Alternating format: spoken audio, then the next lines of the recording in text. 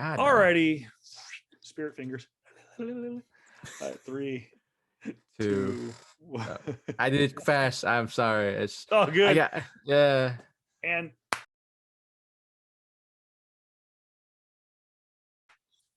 bitch better have my money. What is up, everyone? How is y'all doing this fine Sunday evening? I am one of your hosts for this podcast for PS Comics. I love you. The I would like to say number one podcast here in the Valley. I would like to say, or number one comic book podcast here in the Valley. Hell yeah! I'm one of your co-hosts, Jr. Kabakungan, aka the Dark King, and my co-host either to the right of me, left of me, above me, right now, specifically above me, on my screen is the one, the only, the voice of reason at Voice of Reason 23. I'm Kevin Pillow, and I'm once again adjusting my microphone to figure out where I like it, so I can actually sound on par when it comes to quality, like JR. Because I listen back to our podcast from time to time, and I have not enjoyed my sound because JR just sounds so professional. So I'm gonna have my microphone come in at an angle like JR does, see if it works.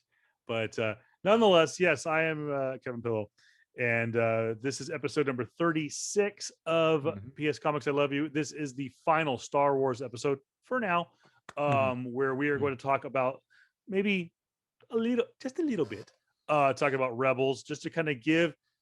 We're going to treat Rebels as just like, this is what happened at the end of Clone War. This is what happened at the beginning of The Mandalorian.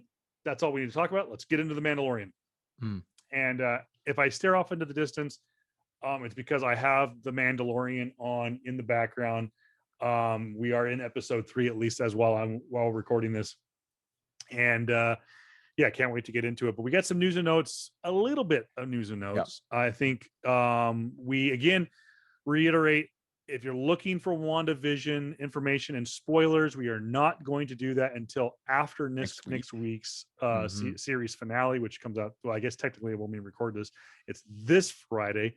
Yep. No word yet on what the episode length will be. I do know, counting the end credit scene, that's all I'll say. Episode 7 and episode 8, there is an end credit scene, so you need to stay through the end. This past week's episode 8 was 46 minutes. I believe it was the longest episode of the season.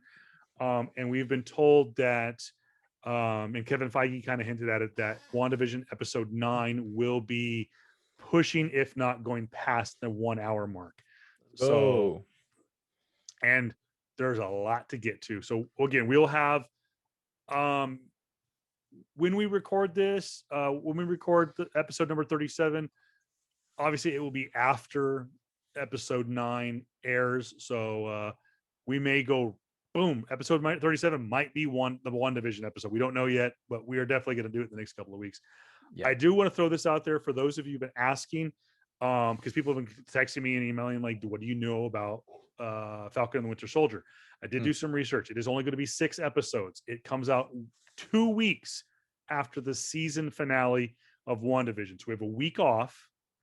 And then we get 6 episodes, only 6 episodes, but they will be at least an hour long each.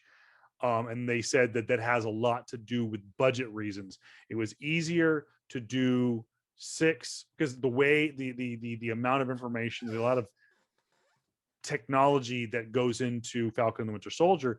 It was easier for them. Hey, let's bang out an episode. Let's shoot an hour long episode and only do 6 of them, rather than do 9, 10, 11, or 12 episodes, and even at like 30, 40 minutes a click.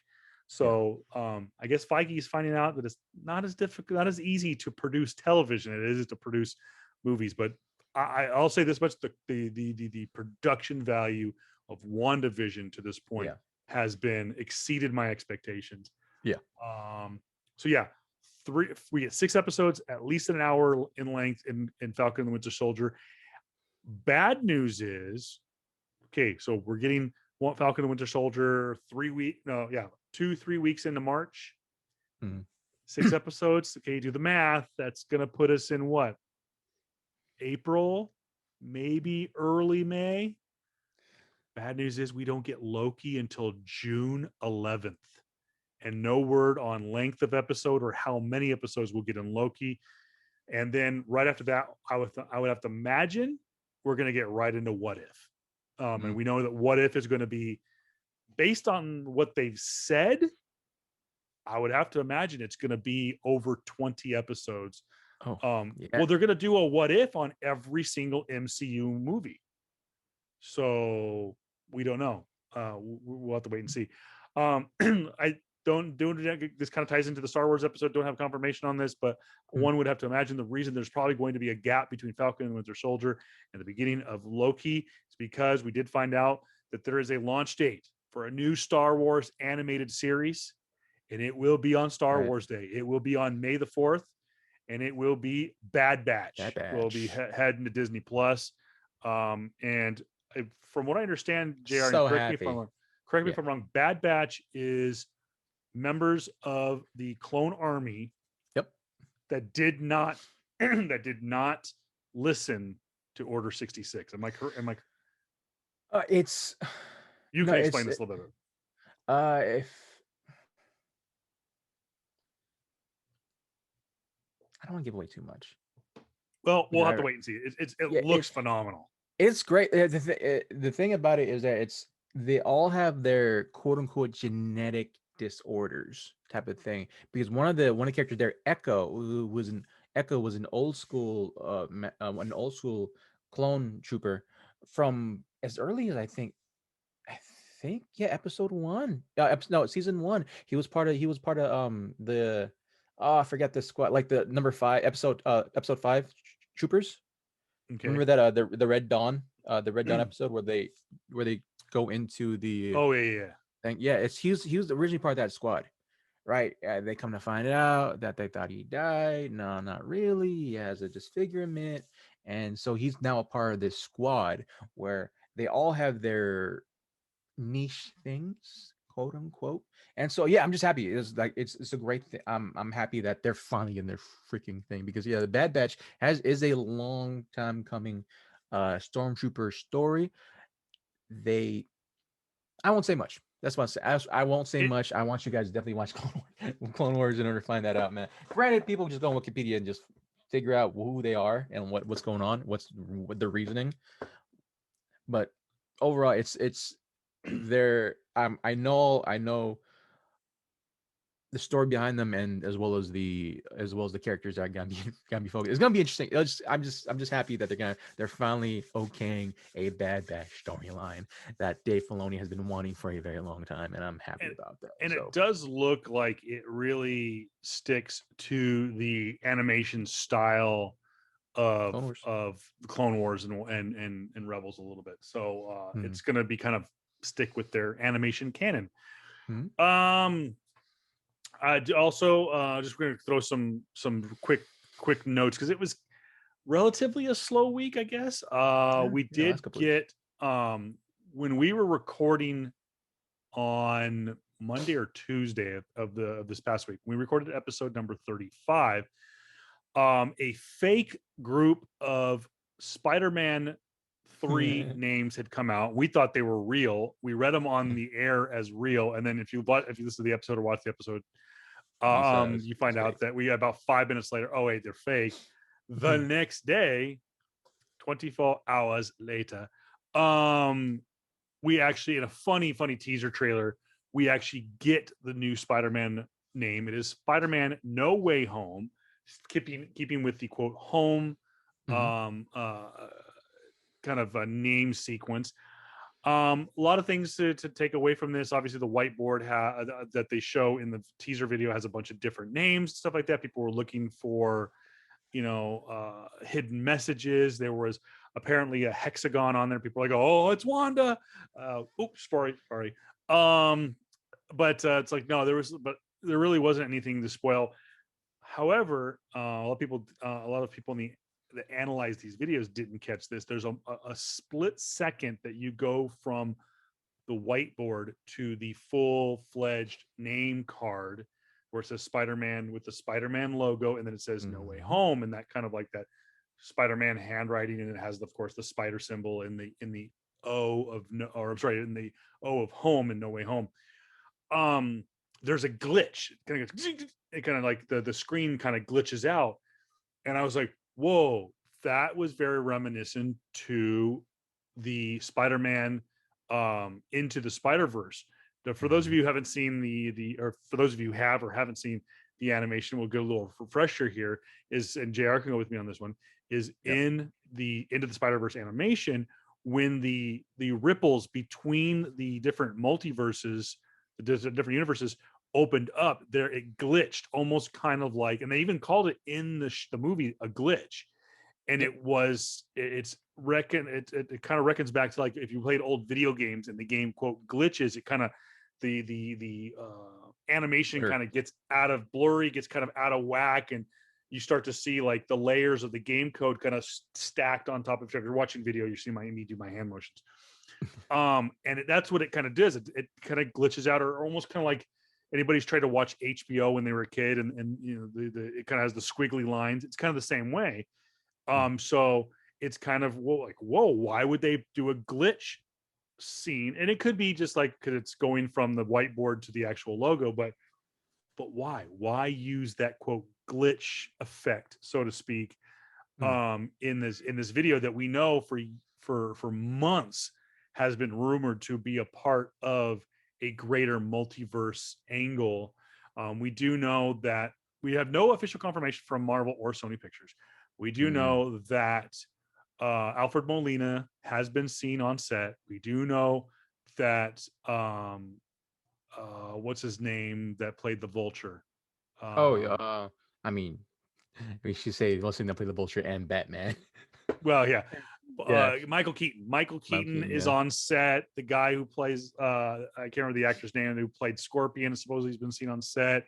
Oh, that's right. Yeah. Supposedly Charlie Cox is being seen on set. Of course, Charlie Cox playing Matt Yeah. Murdock from the Netflix series.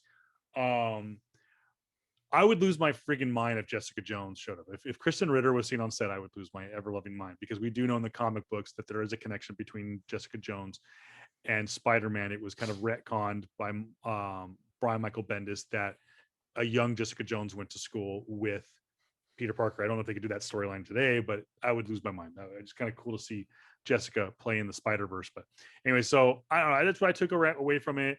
There's nothing they're calling it technically a teaser trailer, but there was no footage shown. I would imagine as we get closer to Black Widow's supposed release date, we may get a trailer or something. That is still scheduled for May.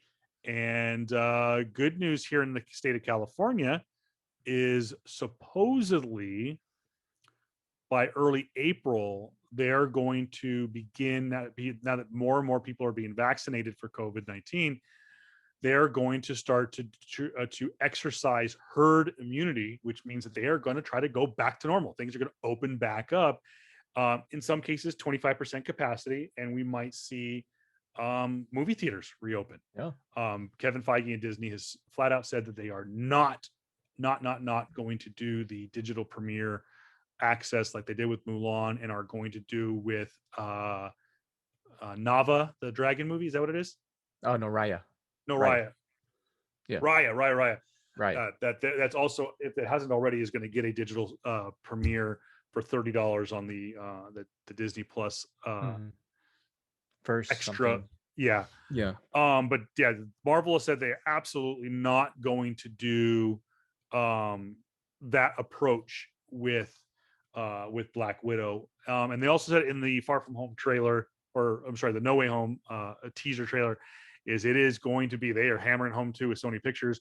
It is in theaters only this Christmas. So that was very much hammered home in their publicity and their promo stuff. So yeah. Also, quick rumor, though it Yeah. has kind of fizzled out real quick. Though for those of you holding out hopes, that John Krasinski and his wife Emily Blunt are going to play Mr. and Mrs. Fantastic, aka Reed Richards and Sue Storm. There might be a bit of a ripple in Ugh. that story, because supposedly Marvel has stolen one away from the X-Men universe. They have casted, allegedly, though the story has kind of died down a Mm. little bit.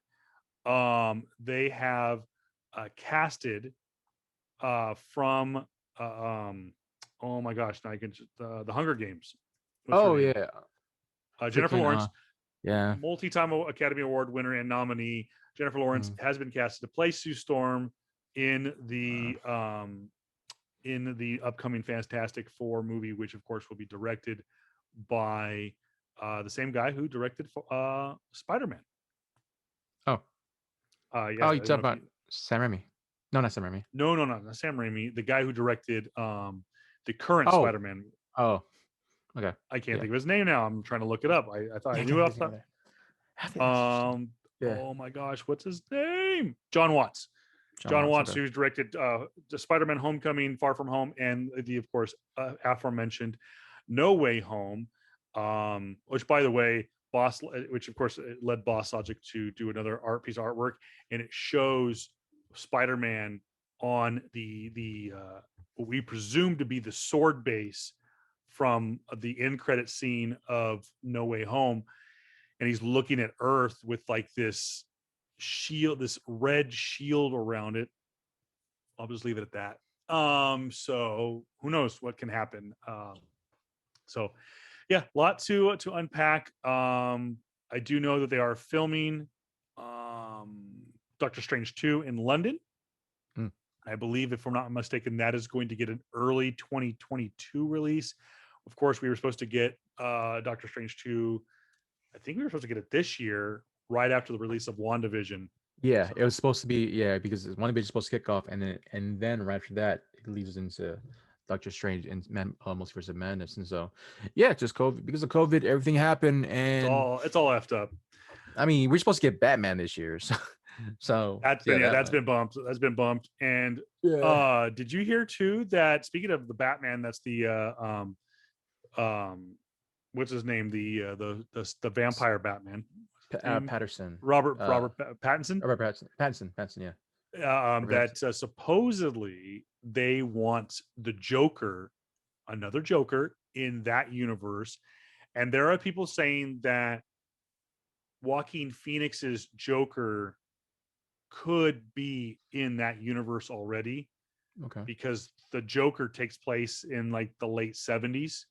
Mm. It's alluded to, and that I believe Bruce Wayne makes an appearance or is mentioned in the. I haven't seen it. I've never seen the Joker. Really? Now, is Bruce Wayne mentioned in the Joker?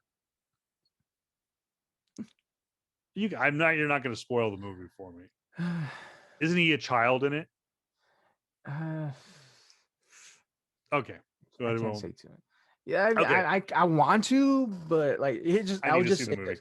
I will say this: if we do get the Joker in the Batman, right? It will be a much older Joker. Yeah. A much. I'm hoping if we somehow that do happens, right? We get a three Jokers timeline. Well, here's the I'd be thing. okay with that. The rumor that I'm hearing is that Yeah. they don't want Joaquin Phoenix to be the Joker in the Batman. Okay. They want a guy who's recently unemployed to play the Joker. Okay. A guy that we talked about on this very podcast who is recently unemployed. He got released from another big franchise movie Oh yeah, that's from right. that would Miss be Johnny Johnny Depp. motherfucking Depp. Johnny Let's Depp go. as the Joker, the crown prince of crime, played by, I mean, Captain Jack Sparrow. It'd be a little weird, bro. Well, here's the thing. I remember him when if you watch Sweeney Todd. Sweeney Todd. Ooh, See here, yeah. because that's the thing that people tend to forget. The dude has fucking range. Oh yeah. I mean, look, He Headless has Horseman. He played Ichabod Crane, didn't he? Or was he the He played Headless Ichabod. Horseman? No, he was Ichabod Crane. He played Ichabod Okay. Crane, and he also like he played Edward Scissorhands, who he was incredibly silent for, and I think that role really solidified him as like, okay, you'll play fucking anything.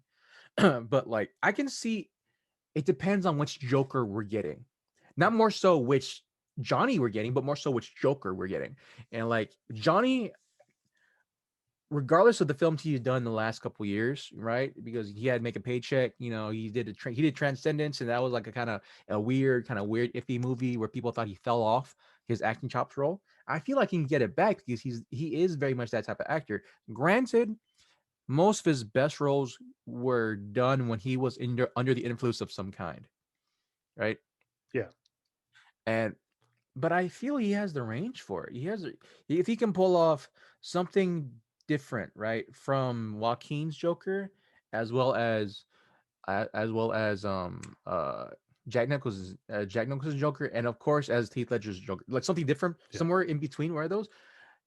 Great, I'm cool. I'm cool with that. If he was a chaotic Joker, a chaos Joker, right?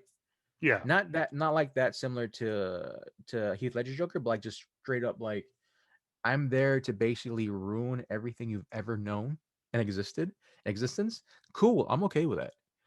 Uh, I just gotta figure out which Joker we're getting. Are we getting, because if it's definitely the three Jokers timeline and storyline, uh, are we getting that more chaotic, brooding, you know, the Joker, like just full on, the who we see as a Joker now? I'm Yeah. okay. I'm cool with that. I'm cool with that because that's that Joker we know now as in comic books we have yet to see on screen. As crazy as that sounds, the Joker we see now in today's modern comics we have yet to see on screen. So I'm hoping we see that every iteration right now, even with freaking what's the name, Joker in Suicide Squad, that was a different one, and even with what's his name again? Jared What's his name? Leto. Jared Leto Joker, even with his newer iteration of Joker in the Snyder cut, where he's kind of biting off of Joaquin's Joker. Let's be honest, right? Talking about society and all that stuff. Like you're biting off of Joaquin. That's all good. Joaquin wants something. I get it. Yeah. So you're trying to do that whole type of stick. It's just I would love to see more of the chaotic madman Joker, which we have in comics nowadays for today's modern era. That would be nice. And I feel like Johnny could really pull that off. So Well, real quick before we move any further, the Golden Globes are airing as were airing as we were recording the start of this yep. podcast, and the Mm-hmm. show has come to an end. Scroll real quick to how some of the pop culture connections, some of the comic book nerd, so to speak, connections. Congratulations, best performance by an actor in a television supporting role. John Boyega received a Golden Globe for his appearance in Small Axe, beating out Dan Levy for Schitt's Creek. So that, I guess that show is not invincible. Also the Hulk, Mark Ruffalo won a Golden Globe for best performance by an actor in the limited series, anthology series, or motion picture for television for I Know This Much Is True. Beating out, damn, a hell of a field, beat out Jeff Daniels, Ethan Hawke, Hugh Grant, and Bryan Cranston. All are freaking in the Marvel are soon to be already in the MCU. All those names. Jeff Daniels is Iron Man 2, Iron Man 1. The old guy that was on his team. That's not him. Jeff Daniels, what, bro? That's Jeff. That's not Jeff Daniels. Jeff Daniels is the guy from Dumb and Dumber. You're thinking of the other. God dang it, I can't think of his name. Jeff Bridges. It's a Bridges. Yeah. Jeff Daniels is. Oh yeah. Ethan Hawke. We do know Ethan Hawke is going to be in Moon Knight. Moon Knight. Hugh Grant. Is it the Marvel Cinematic Universe? Who does he play? I thought he was supposed to be. Hugh Grant was supposed to be in. Oh, and yeah. If Bryan Cranston is going to be in the Marvel Cinematic Universe, I'm going to lose my shit because I've heard rumors where these guys were supposed to be either in MCU movies or Bryan Cranston, make him a villain. I don't care. Make up a villain to make him play because as much as I would love for him to be a good guy, every time I see him play a bad guy, he's so much better. Let's see who else. Let's see. Oh, it's a bummer. Damn. I was looking at best performance by an actress in a TV series, musical, or comedy. And Catherine O'Hara won for Schitt's Creek. But for those of you who've not seen, and this is worth another reason to own HBO Max, it's a great show. It's called The Flight Attendant, featuring Kaylee Cuoco from Big Bang Theory. So good. Every episode is riveting. It's a little all over the face. It's kind of funny for it being spoiler. It's a murder mystery. It's based on a novel that Kaylee's production company optioned to turn into a show, and she actually had to hire herself to play the lead. So it's really, really good.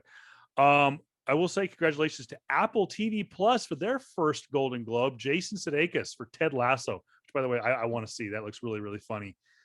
He wins. He beats out Eugene Levy for best supporting actor, best actor in a TV series, beating out Don Cheadle and Nicholas Hoult, who is the Beast. Yep. Which, by the way, I can't get in there. Never mind. Damn it, can't get in that. We can't get into WandaVision stuff. Blah, blah, blah, let's see. Don't care. No, I'm just gonna go through with kind of like I said, kind of the connection to the pop culture stuff. All right, we'd be here all day. Mandalorian lost for best television series drama. They lost to The Crown. Go figure.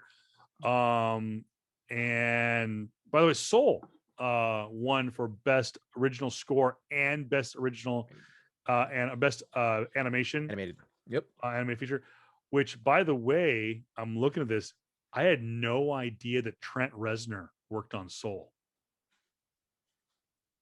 Wow, that is because I was like he did the score, and Trent Reznor is, of course, Trent Reznor is from Nine Inch Nails. He's the lead singer of Nine Inch Nails. Really has really branched off his career and has done an amazing job as a composer. And he did I think he worked on, I don't think he got enough credit, but I want to say he worked with, God dang it, I can think of his name, who did the Dark Knight trilogy for oh yeah. Dude, he did everything. Yeah, That guy did everything. Yeah. But Reznor was not formally like credited. I think he worked on the Dark Knight trilogy with who's the guy I can't think of now. Anyways, but Trent Reznor did work on when it was really, really good score was The Social Network. And for those of you who don't know what that was him. Trent Reznor did it was because you don't think of him because he's a metalhead, but it was just it was so good. For those of you who don't know what the score is the original music being played. It's like what John Williams does with like the Star Wars theme and stuff like that. That's a score. It's the music that plays underneath the movie. It's not an original song. Of course, the big story was our boy, everyone's favorite king, and that is the Black Panther, T'Challa. Chadwick Boseman winning for best performance by an actor in a motion picture drama for Ma Rainey's Black Bottom, beating out Gary Oldman, Sir Anthony Hopkins, Riz Ahmed, and Tahar Rahim. So congratulations to Chadwick. And again, Soul best original, best motion picture animated. Borat won. So stupid. That's how bad this year was in movies. Borat won best picture. But hey, it was 2020's most important picture. God, it was so bad. Congratulations to Amazon Prime. You won a Golden Globe. I'm just bummed about The Mandalorian, which we'll get to in here in just a moment. That's what the whole episode's about. But real quick, let's talk about the big story of the week. This is the first time in a long time I've texted JR and went, bro. J.J. Abrams is going to produce a Superman movie.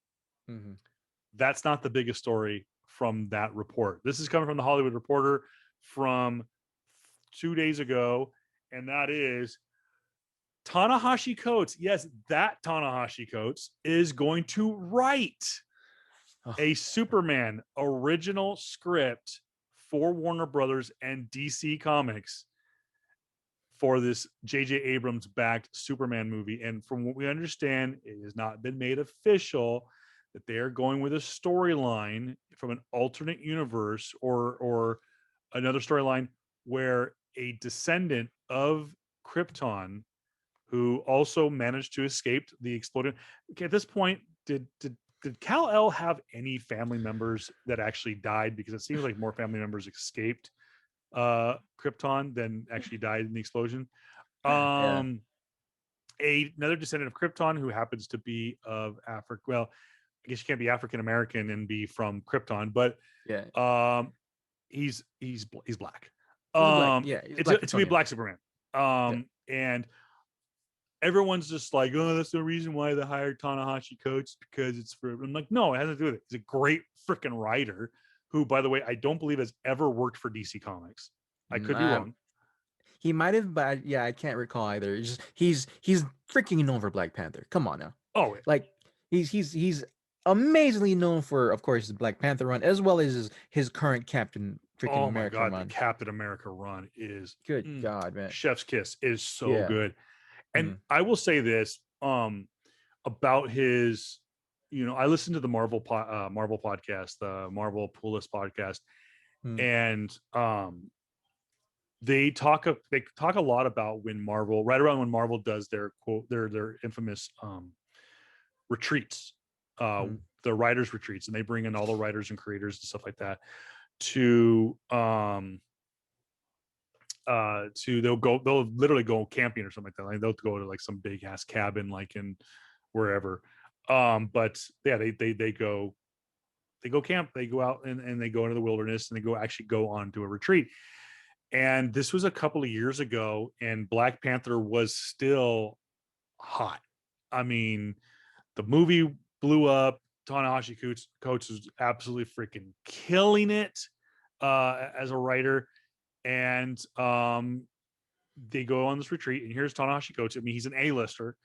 He goes on the retreat, and they go to him and said, so we're not going to take you off Black Panther right now, but we want you to write another book. He goes, okay, what is it? He goes, we want you to write Captain America. And he's like, I really don't want to do it. That's a major character. You want me to write Black Panther and Captain America? And he's like, well, we kind of want to take you off Black Panther. And so we want you to finish your run and then we'll go from there. So he finished his run, which, by the way, we've talked about this on the show before, it actually was picked by La Quinta High School, which is a local high school here in the Coachella Valley, at Barnes and Nobles, as quote as a summer reading course. Was Ta-Nehisi Coates' almost like basically his omnibus, his trade paperback. I can't talk today. Slip of words. It was actually his trade paperback was picked as summer reading for La Quinta High School. I think like sophomores, juniors, and stuff like that. But it's that good. It really is that good. Looking at his Wikipedia, I don't see any, at least here, and I'll have to do some more research on it. Yeah. I don't think he's ever worked on. Let's go to his comics. No. Comics. Black Panther. Worked on Black Panther Volume 6, 1 through 18, and of course the legacy of branding of 166 to 171. A Nation Under Our Feet. A Nation. So that was the run. Avengers of the New World. Black Panther World of Wakanda number 1 through 6. Black Panther and the Crew 1 through 6. Black Panther Volume 7, 1 through 25, which ran from 18 to 2020. Captain America Volume 9. And then he also worked on Free Comic Book Day Avengers from 2018. And let's see. But yeah, for comic books, he has only been a Marvel guy. So this is going to be huge. And I'm wondering, and I would, again, wishful thinking, would love to meet with JJ and the people that made this decision. I'm wondering if, because let's face it, DC's version of Captain America and Marvel's version of Superman, I should say, is Captain America. I mean, they're both the Boy Scout. They're kind of the red, white, blue guy, truth, justice in the American way. So I'm wondering if, Black Panther put him on a pedestal of comic book writers. I wonder if his run currently with Captain America kind of pushed him in this direction for Superman. Who knows? I mean, just one, he's a well-renowned writer as is already just off the freaking bat. Not just also in comic, he's also been writing he's been in SAS for a very long time anyway, and those works were now as well. I remember working in the bookstore, and yeah, I would see his name on books that are definitely on the recommended list, and not just the Black Panther run, but his other stuff as well. I mean, I remember just looking through with some of his books, and right now, We Were 8 Years in Power. Yes, between the world and me specifically, and as well as the Water Dancer. These those three books I see constantly at the store that I was working at, and he is he's accredited. He's accredited. Period. I don't care what people think, or say, or like, oh, well, he's always written a black character, and so it's gonna have certain things and all political blah blah blah blah blah. Bro, he's a writer. Period. Bar none. Writer. He does this shit for a living, right? Period. Meaning that he does this better than you. Regardless of that, he's gonna make a great story. They're already talking about the timeline. They're talking about having, yes, a black Superman, possibly. They're looking at Kal-El, which is a an Earth 23 version of Superman.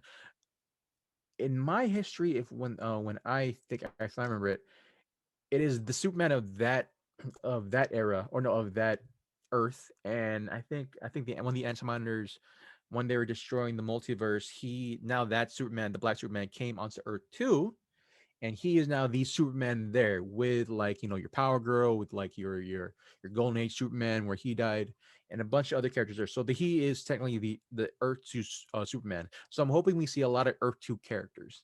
Helena Harper, being Helena Harper was the Huntress. I'm hoping to see. Well, actually, no, that's Helena Bertinelli. So yeah, but yeah, her. I'm hoping to see. I'm hoping to see a lot more Earth 2 characters. I'm hoping to see a lot more Earth 2 deaths as well.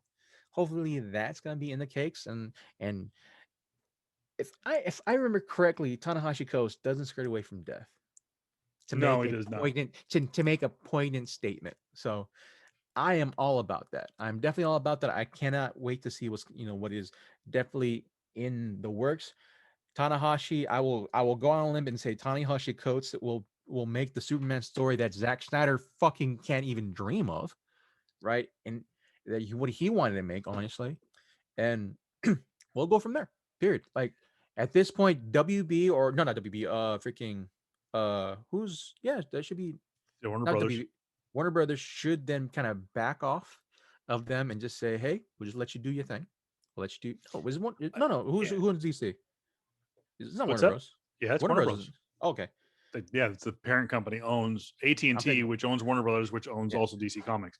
I'm thinking Fox. I'm Um, thinking. I'm thinking Fox. Yeah, I'm hoping at that point Warner Bros. Kind of backs off and says, "You know what, DC, you do your thing. Go ahead and make movies, and we're just gonna just fuck off, because y'all won it already an Emmy, y'all up for an Oscar, y'all won some Golden Globes already. Just doing your own thing and not having us force you to do these stupid ass power plays to try to resemble what Marvel looks like." I'm hoping they are way more into the story driven type of setting, where story driven isolated characters in their own make, and just have them go and play. That's it. That's the reason why Joker won. That was a great fucking analysis piece of society, how it bogs down a character, or individual with a mental disease. That's how they're kind of doing it with Wonder Woman. That's kind of how they're doing it. That's how they did it with Aquaman. Even people are gonna harp on Aquaman. I love Aquaman because, one, hey, he's the closest thing I've seen in a superhero that looks like me. So yeah, bro. Yeah. Like, I thought I got that from Marvel. Nah, bro, DC. I mean, like, I'm Pacific Islander too, bro. So, like, they're doing something right. So let's take a look at what I was just going to say. This is only a matter of time. Tanahashi Coates really blows up into the mainstream and just kind of becomes long overdue. Long overdue, on though. a level of like an Aaron Sorkin, who is an amazing writer. Mm-hmm. Um, right now, projects that he has going on as of 2019, Coates is working on America in the King Years, which is a television project for David Simon, Taylor Branch, and this according to Wikipedia, James McBride. The project is about Martin Luther King Jr. and the Civil Rights Movement, based on one of the volumes of the books America in the King Years, written by Branch specifically, at Canaan's Edge, America in the King Years, from 65 to 68. The project is produced by Oprah Winfrey and will air on HBO. One would have to imagine probably HBO Max. It is he is working on a novel about African American from Chicago who moves to Paris. So he's working on stuff. This is as of 2019. I personally haven't heard anything about this project in regards to Martin Luther King, so this would be huge. He also is set to adapt a New Yorker article into a full-length feature film with the same title. It's the article is by Rachel Avives. It's called Wrong Answer. It will star Michael B. Jordan and will be directed by Ryan Coogler. Again. There is a good little tag team there. And then, of course, we do know that Abrams producing and Coates writing this is it's a hell of a tandem. So we don't know who the director is. We don't know who's going to be cast. We've heard stories that Michael B. Jordan could be playing this version of Superman. This would probably be a time where Marvel may want to say, "Hey, Eric Killmonger, you're not dead," and kind of sign him to a long-term deal. Longer team. Yeah. It might happen. So this is huge. I think this is. I'm not saying that there are no. This is real quick. I don't want to get into too much on the political side of this, but I know that in the wake of the Golden Globes, and of course the foreshadowing the inevitable Academy Award nominations that are going to probably come out here in the next week or so, as we enter into award season. The Hollywood Foreign Press, as of this morning and yesterday, just being lambasted by their lack of diversity, and they basically laughed in the face of their critics. And there were some diversity awards given out tonight. Yeah. Could they be makeup awards? Could they be which award companies are known for doing? It could be. But I think in the wake of that, I think that there is a groundswell. Hiring someone like Tanahashi Coates, because I've read some people online like, oh, that's just a cop out. That's a PC. That's a woke hire. I'm like, bro, go read the man's work. Okay, Tanahashi Coates. Okay, for those of you who've never seen the YouTube version, I'm a white guy. Tanahashi Coates is a damn good writer who happens to be black, and he deserves all the credit in the world of just being a damn good writer. And I think this is a huge step for him. I think the Coates is going to be, he's going to be a top tier writer. I mean, not that he isn't already. I'm just saying he's going to be mentioned in that upper echelon of Hollywood writers very, very soon. And I wish him the best of luck. And this looks kind of cool. I'm a Superman fan. That's what got me into comic books, was Superman. Yes, I'm a traditionalist. I like Clark Kent. I like Kal-El. I like the white guy, the whatever. But I've kind of like JR said, I've grown to embrace the multiverse. I've grown to embrace that you can tell one story to enhance the other to make this bigger picture. And I think that this is telling this story, if this is the direction that they choose to go to, like JR said, with the Earth 2 Superman, they're not doing this just to do this for the sake of political correctness and being woke or whatever. This is telling a story that exists. Hiring Michael B. Jordan to be a black Johnny Storm, sorry to Michael B. Jordan, sorry to the guy who directed that movie, that was a bad choice because it just didn't fit. It didn't work. It's not about race. It just didn't work. There was no story to tell. And I don't have a problem with Michael B. Jordan. I don't have a problem with a black guy playing a quote white role. I mean, shoot, Dwayne Johnson's made a career out of it. But this again, going back to the original Coates. When I saw this, I couldn't text this to you fast enough. I was so geeked about Coates getting and absolutely. I hope, hey Coates, if you're listening, by the way, we would love to have you on the show. And please, yes, Mr. Coates, please. Yes, Mr. Coates.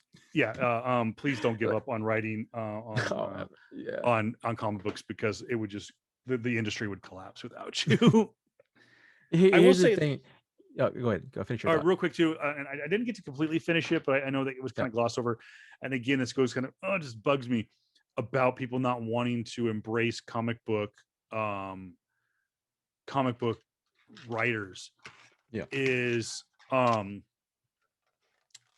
when he was interviewed by Oprah for her show on Apple TV Plus, they glossed over his Being a time writer. spent on Black Panther. Do you Uh-huh. understand? Sorry, my back is just killing me. Yeah. Oh, I'm using my Apple Pencil to scratch my back. Ryan Coogler brought him on set, not just because he's a black man on a black movie. He is the definitive Black Panther writer. Everyone Mhm. said that. Stan Lee said that he is the definitive Black Panther writer.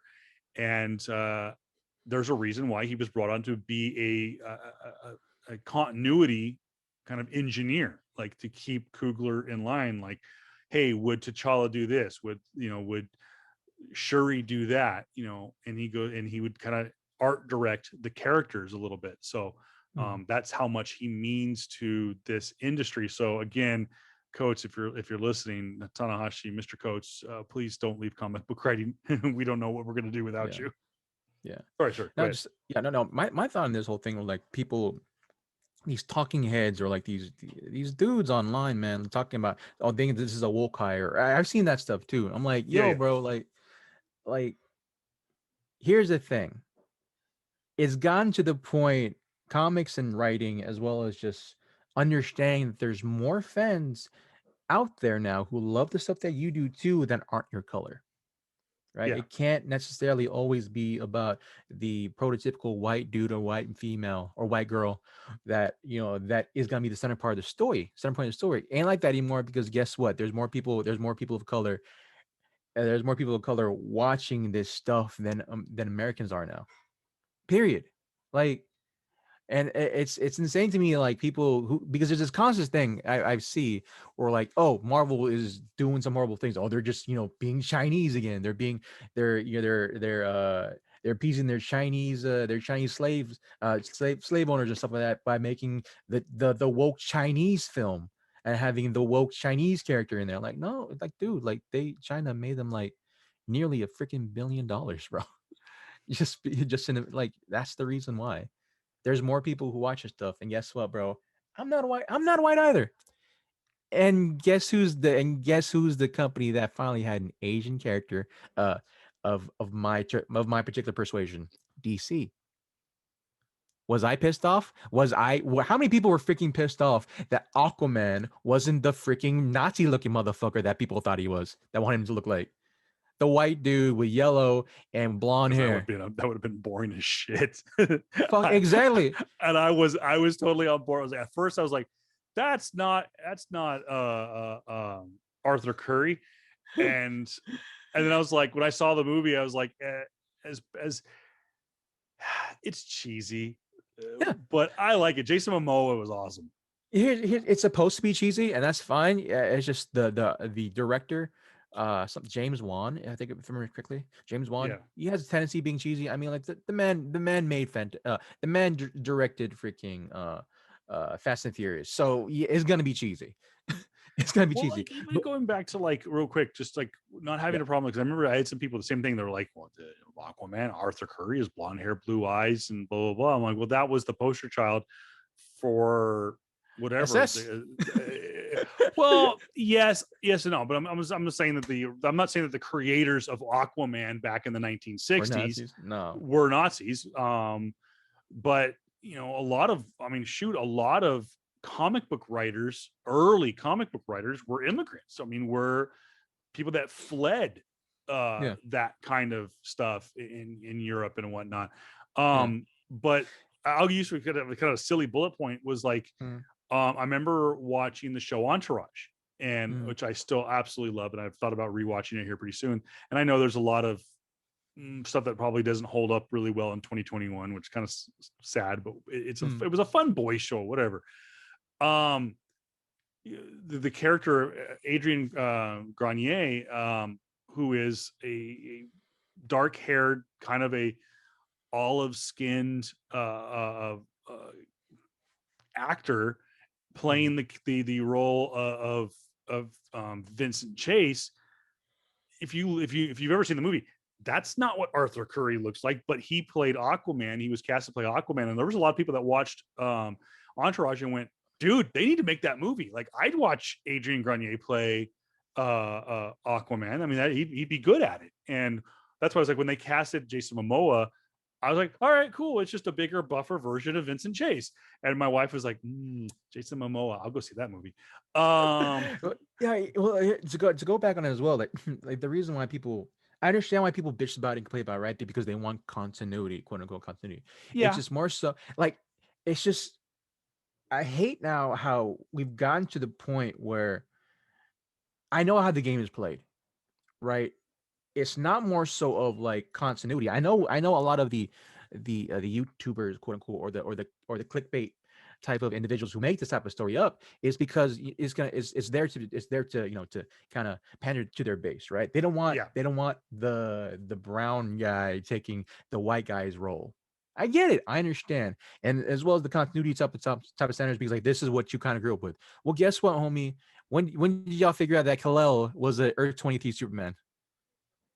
Well, who else picked up Earth 2 DC Earth 2 when they had their run in 2012 to 2016?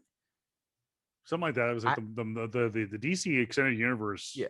I mean, I know It's it's been like, around for a while, but that homie, I was one of the dudes that picked up that freaking issue. I Not 2016, like 2018, I think, like right there. It was during the time where all the Justice League was, I think, dead.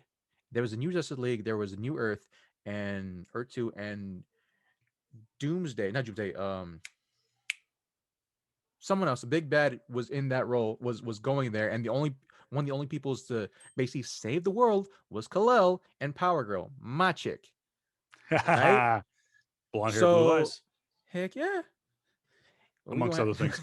uh, but like I understand where it's coming from, man. But like, yo, it's Tanahashi Coates.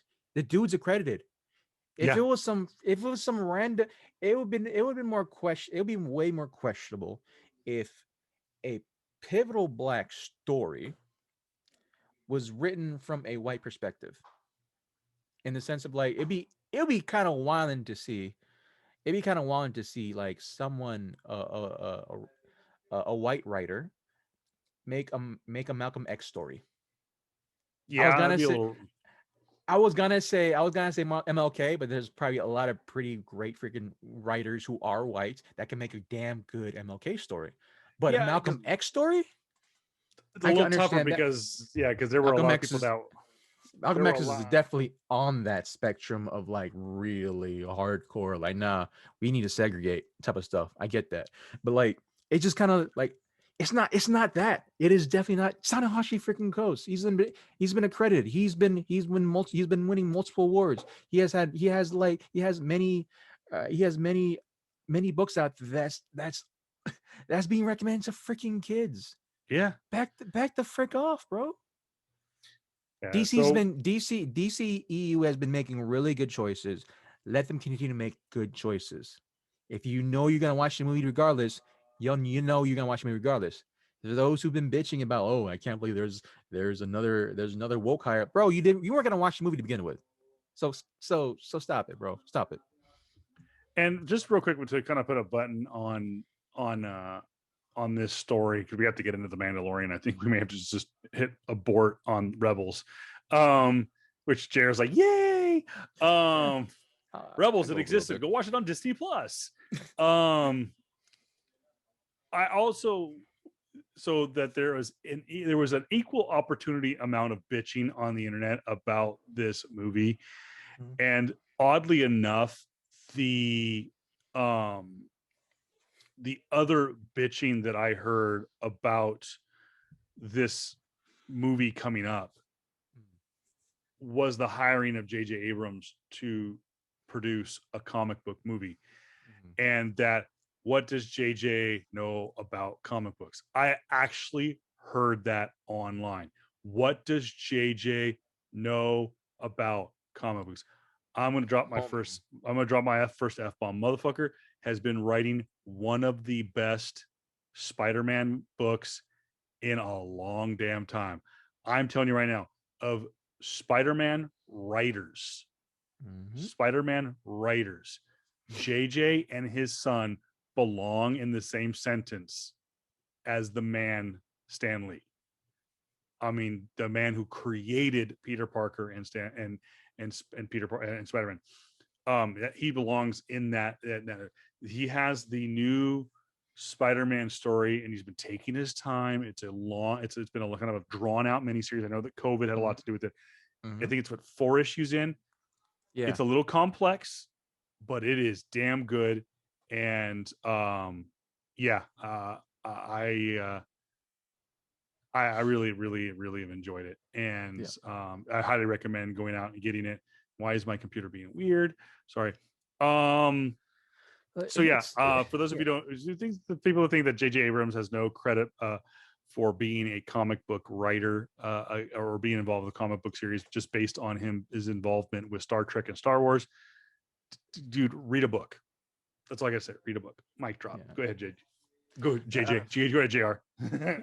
I mean, it's crazy to me how we got into this kind of realm of like gatekeeping now in this age of gatekeeping where like I again I'll say I get it. I understand this is our nerd shit, right? Yep. That we grew up when that we freaking were ridiculed for, that we mocked for, that we were bullied for when we were younger. I understand that. But dude, really? You gonna try to credit someone? You're trying to check the credentials of someone's freaking comic book knowledge because he directed the last Star Wars trilogy. Granted, yeah, Star Wars trilogy. You know our thoughts about it. It could have been done better. If JJ did all 3 of those movies, it would have probably been mediocre to good at best, right? Yeah. Mediocre to good at best. Way more fleshed out storylines if you had it, right? But not only that, but he also did Star Trek. He was also hand chosen, handpicked by Spielberg himself to do one of his long awaited movies. What's it called? What was that one movie? Oh dang it, I forgot. There was an old movie back in 2005. No, Super 8. 2000 Super 8. Super 8. Great movie. Yeah. Oh, he did that movie too. So I'm Mm-hmm. like back off. Let the man do his movie. Granted, this is a in comparison in comparison to Star Wars and that being as freaking huge as it is, Superman as an IP. Let me get this straight. Let me get this deadly serious. Superman as an IP can't touch Star Wars. Can't. Even though Superman has 80 years, 80 freaking years of just living, of his existence, and Star Wars came out in the 70s, is nowhere near the amount of eyes and attention and microscope that Star Wars is in. Yeah. So yeah, when he was able to take a step back and do Superman, there's a little bit of breathing room there. So let the man do his thing. Don't rush him. You don't want another Star Wars Don't. thing to happen, right? Let him do his freaking thing, and he's only producing it. All right. Yeah. Now, for those of you who don't know too that about his credibility for this kind of and I know people will jump on Lost that Lost sucked at the end, but it was a great concept, great original concept. I think he did a great job. He wrote, in my opinion, I've said this before. He wrote a love letter to the fans with Mm-hmm. The Force Awakens. Yeah. I thoroughly enjoyed the Star Trek films that he did. Mm-hmm. He does have not one but 2 other Star Trek movies in production right now. Mm-hmm. One would be a 4th movie of his franchise. He is also producing a untitled Quentin Tarantino directed Star Trek series. And according to his IMDb page, he's been working on a little project since 2012 with Guillermo del Toro as the director, and that would be Justice League Dark.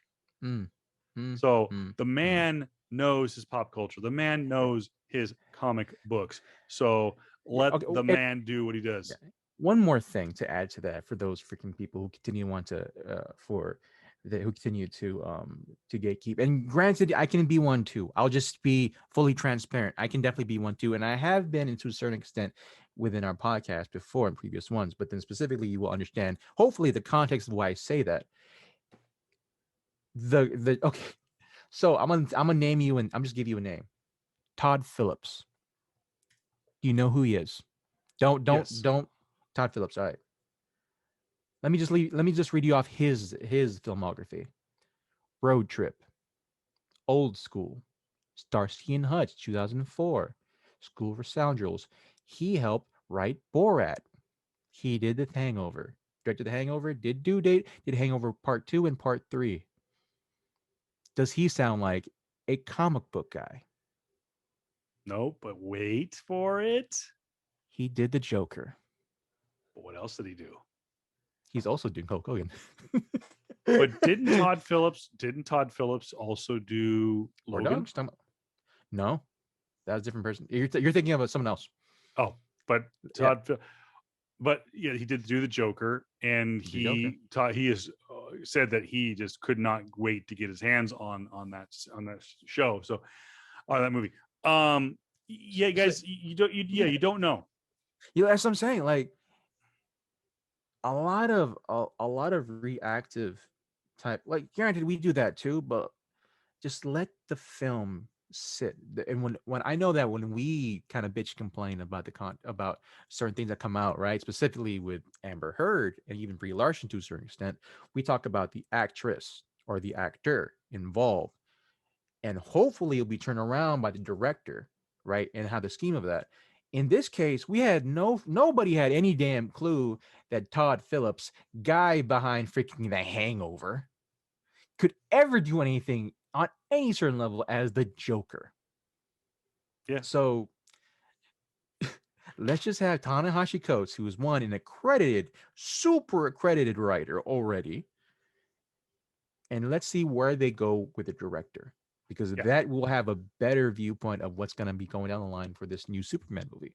So just throw hoping, it out so I'm there. hoping, that's what I'm saying. I'm hoping that definitely, hopefully within this year, we'll find out a little more details about that, because I, for one, am just super excited. I'm hoping we do see just the old school traits of how we view what a Superman should have in them.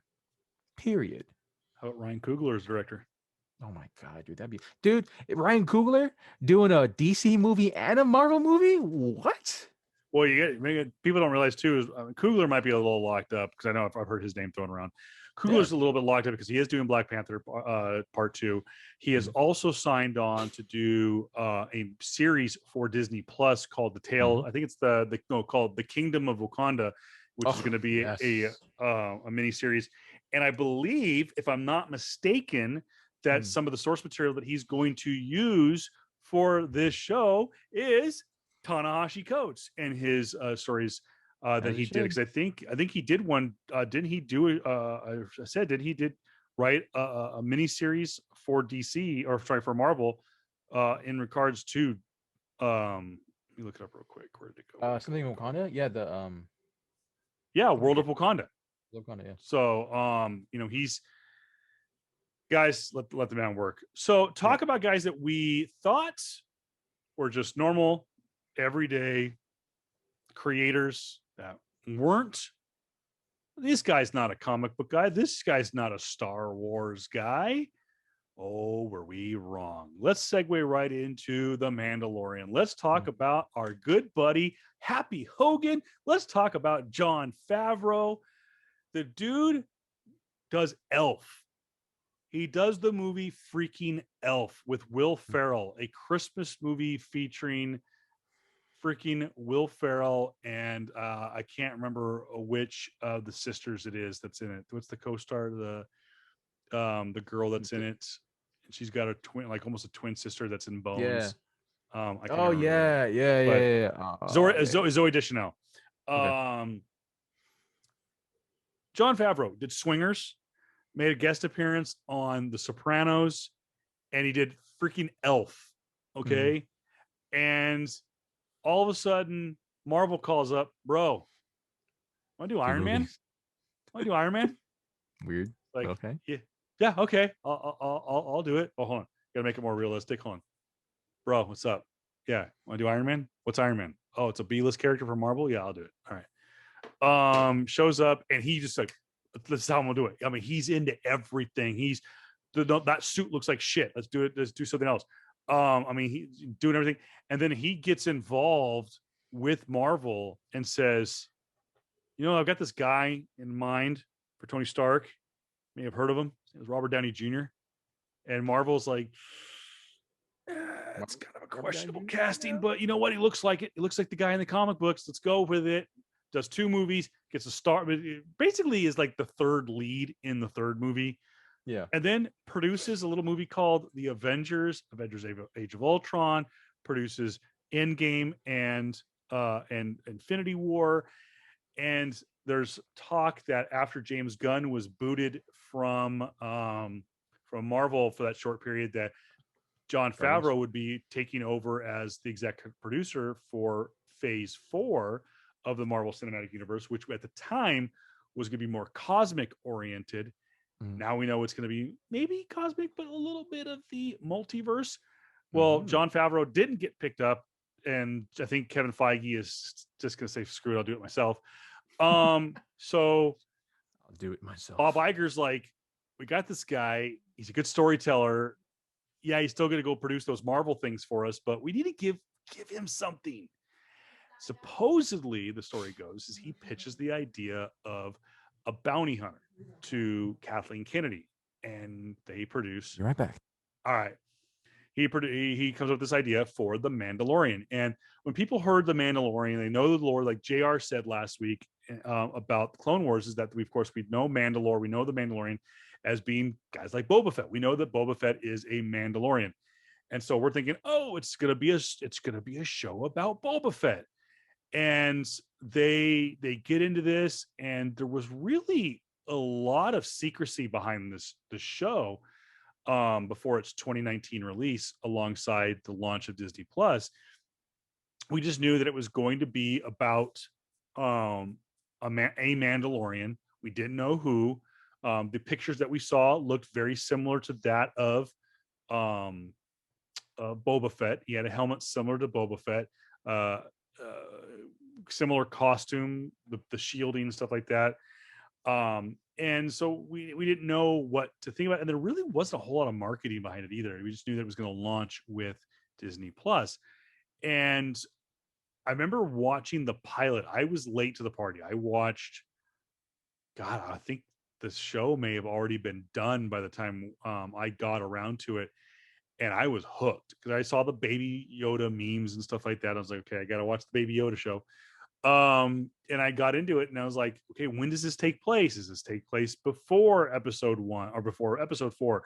Does it take place before episode 1? Does it take place during the current Star Wars? What, when is? And they got you right in the feels on the first episode. So Favreau gets hired to bring life to the Mandalorian, and really changes the game too at the same time, with it being a TV show, but based in the Star Wars universe. There's expectations of production value, and one of the things that George Lucas did was, I mean, he went to all corners of the earth to create these worlds. I mean, going to Africa and Tunisia to bring Tatooine to life, to going to extreme cold to bring Hoth. I think they went to I think it was Norway. For Hoth. I think they shot some stuff out here in desert, yeah. In the desert out here by the Salton Sea and stuff like that. So they've been to all stretches of the world to bring this universe to life. And Jon Favreau's like, it's great. We can shoot at Pinewood, or in Atlanta.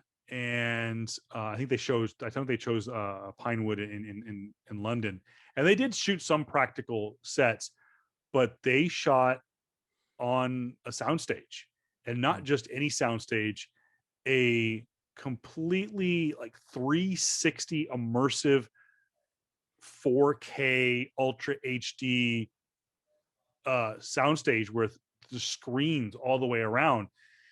And unless you really, really, really pay attention and look and know what to look for when you watch the show, you really can't tell that they shot on this basically a nerdgasm of a man cave. I mean, this is that set is redonkulous. Yeah.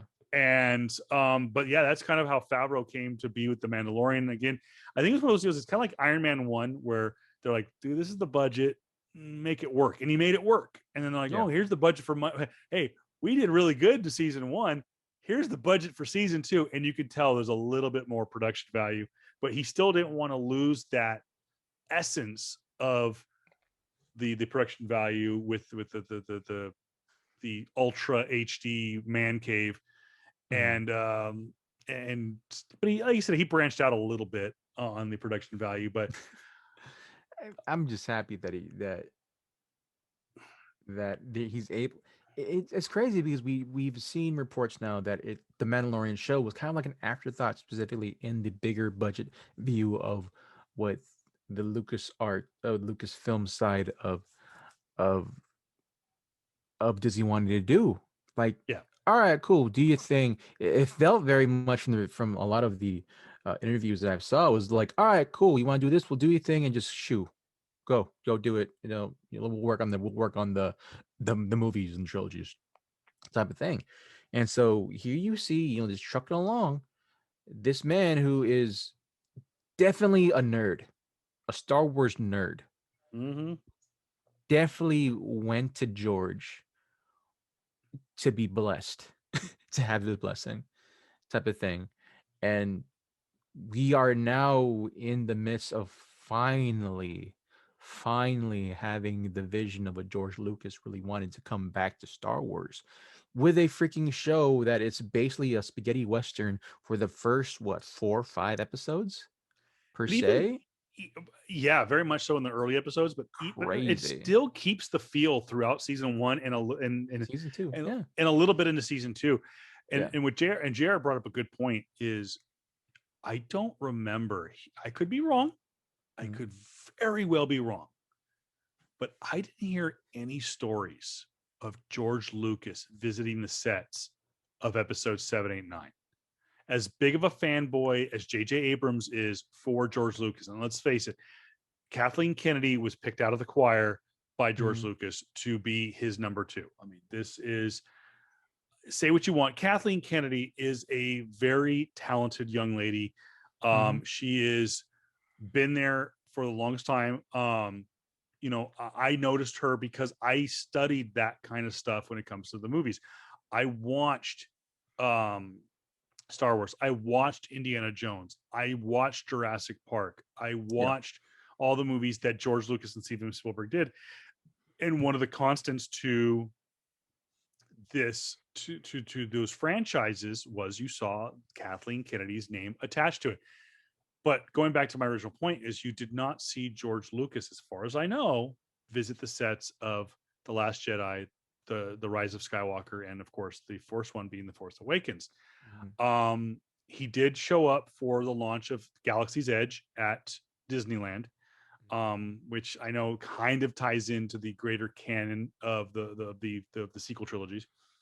But on multiple occasions, George Lucas visited the set of The Mandalorian as the personal Oh guest of yeah. Jon Favreau. And the creators on the show, because this is, again, it's a TV show, so it's not the same director every week. Yep. You have guys, Favreau, I think Favreau directed the pilot and Yep. directed episode 1 of season 2. Mhm. But for the most part, it was Bryce Dallas Howard, Taika Waititi, Yep. um, God Dude. dang, a couple other people, and of course, the name that we've become familiar with over the last couple of weeks with the talking of Clone Wars was a name that I was not familiar with, and that is Dave Filoni. Yep. We know that he was the head writer. I think he was the showrunner hired to be the showrunner. And as a guy who understands Hollywood speak and is up on the stuff, I would have like, oh, Dave Filoni, he worked on Clone Wars, cool. I didn't know the level 7 nerd that he was when it comes to Star Wars. I just thought he was some Yeah. Hollywood guy that was hired to be a showrunner, but he Mm, is kind of a Kathleen big Kenny.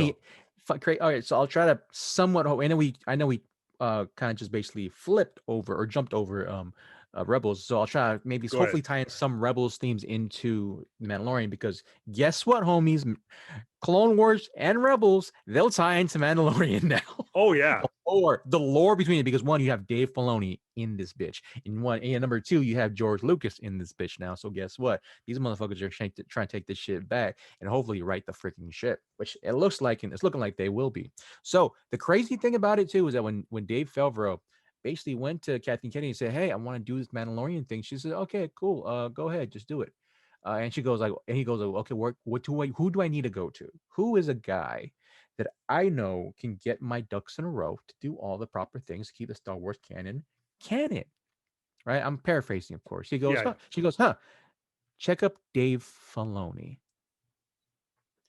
as quite possibly the most important decision she has made for the Star Wars universe. Quite honestly, Because let's let face Dave it, Filoni, Kane, let Dave Filoni and Jon Favreau work together.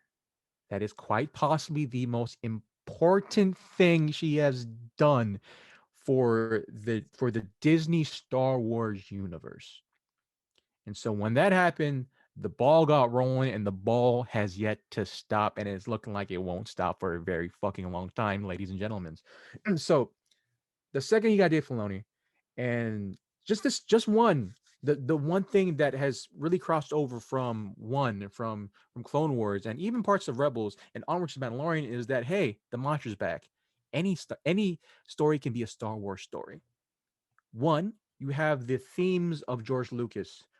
His ideal representation of what Star Wars is generally about: hope, of course, and love and family and wanting to be better and the hero's journey. One, we have that in Mandalorian, of course, played by, one second, I'm missing my name. I'm gonna stumble over my freaking words when I say it, but yeah, played by Pedro Pascal as Din Djarin. We, of course, we don't know until later into I think episode 5.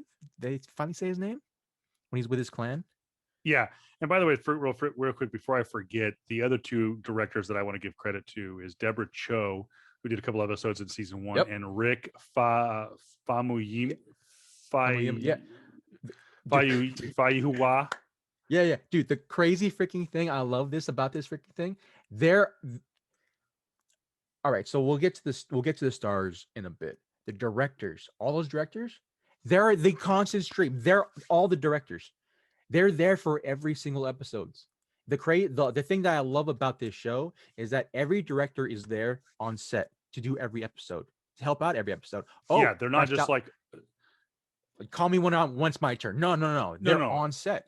It is a definitely working group, very much like the crew that was under Dave Filoni. If you had an opinion or if you had a certain thing to do about what should go into lore or what should go into this episode, it is credited, and then we will see if we can do it.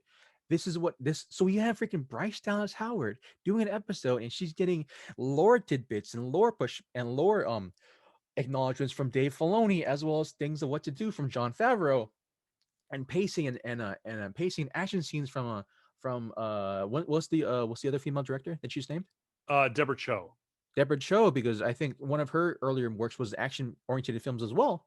Dude, you have an amazing cast of directors, and that is one great thing to have. That's why I feel like was kind of missing in the bigger budget. To be like, they don't have that person to say, hey, I think that's kind of fucked up. Well, take a They look shouldn't do at that. taking a look at Deborah's Miss Cho's um resume here as a Mhm. director, just a director. Kind of going back, she kind of floundered a little bit in the beginning, but kind of got her teeth kind of worked on. She worked on Iron Fist.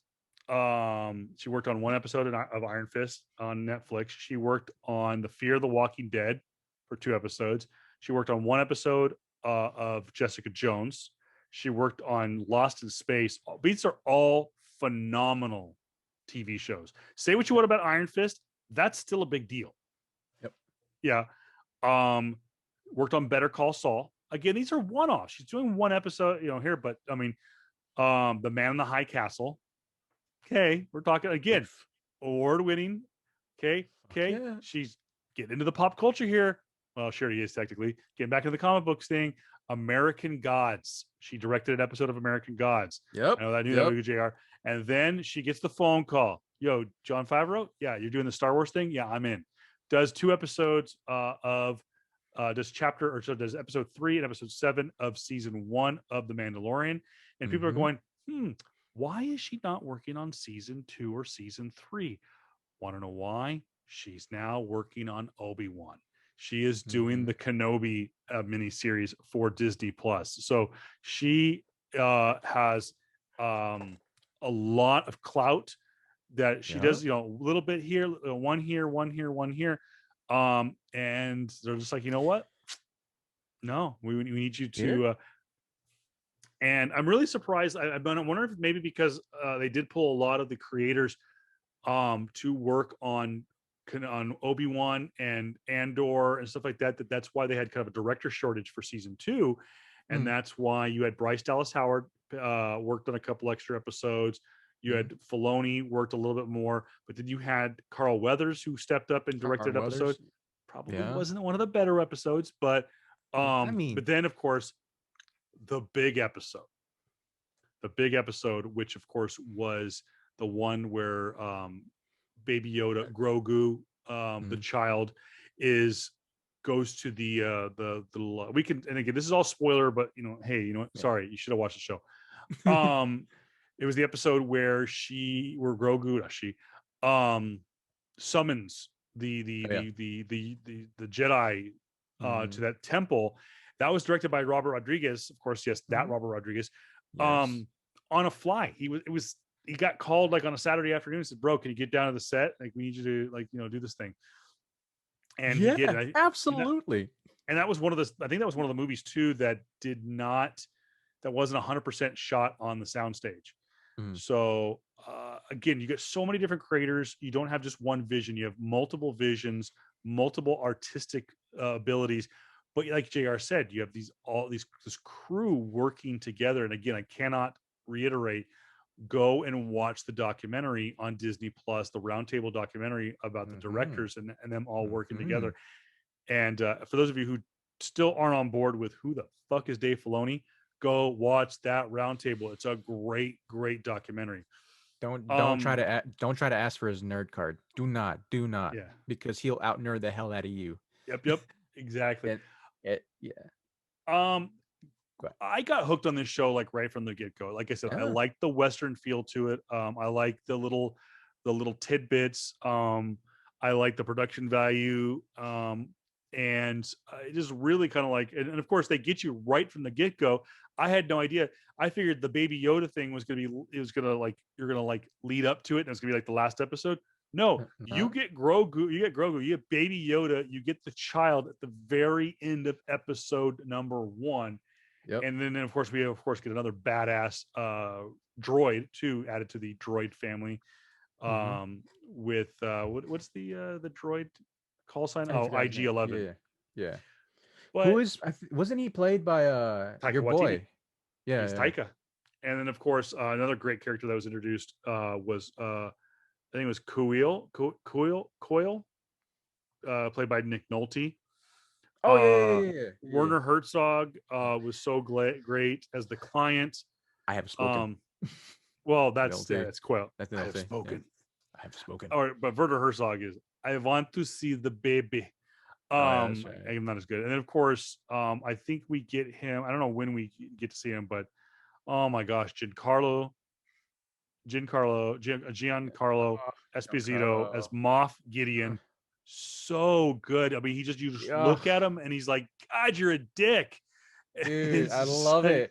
Bro, was it like crazy last year, man? He was up for was it 2 Oscars or 2 Oscars? I think he was nominated for this one and another show that he was on. So he's like, dude, the dude's gonna win anyway. Yeah. So I'm like, hell yeah. So if we got Giancarlo to do a Star Wars thing, we already immediately have cred. Period. I mean, we had I, cred at the beginning. We had John Favreau, but like, yo, you got Giancarlo to do that? Hell yeah, bro. Hell yeah.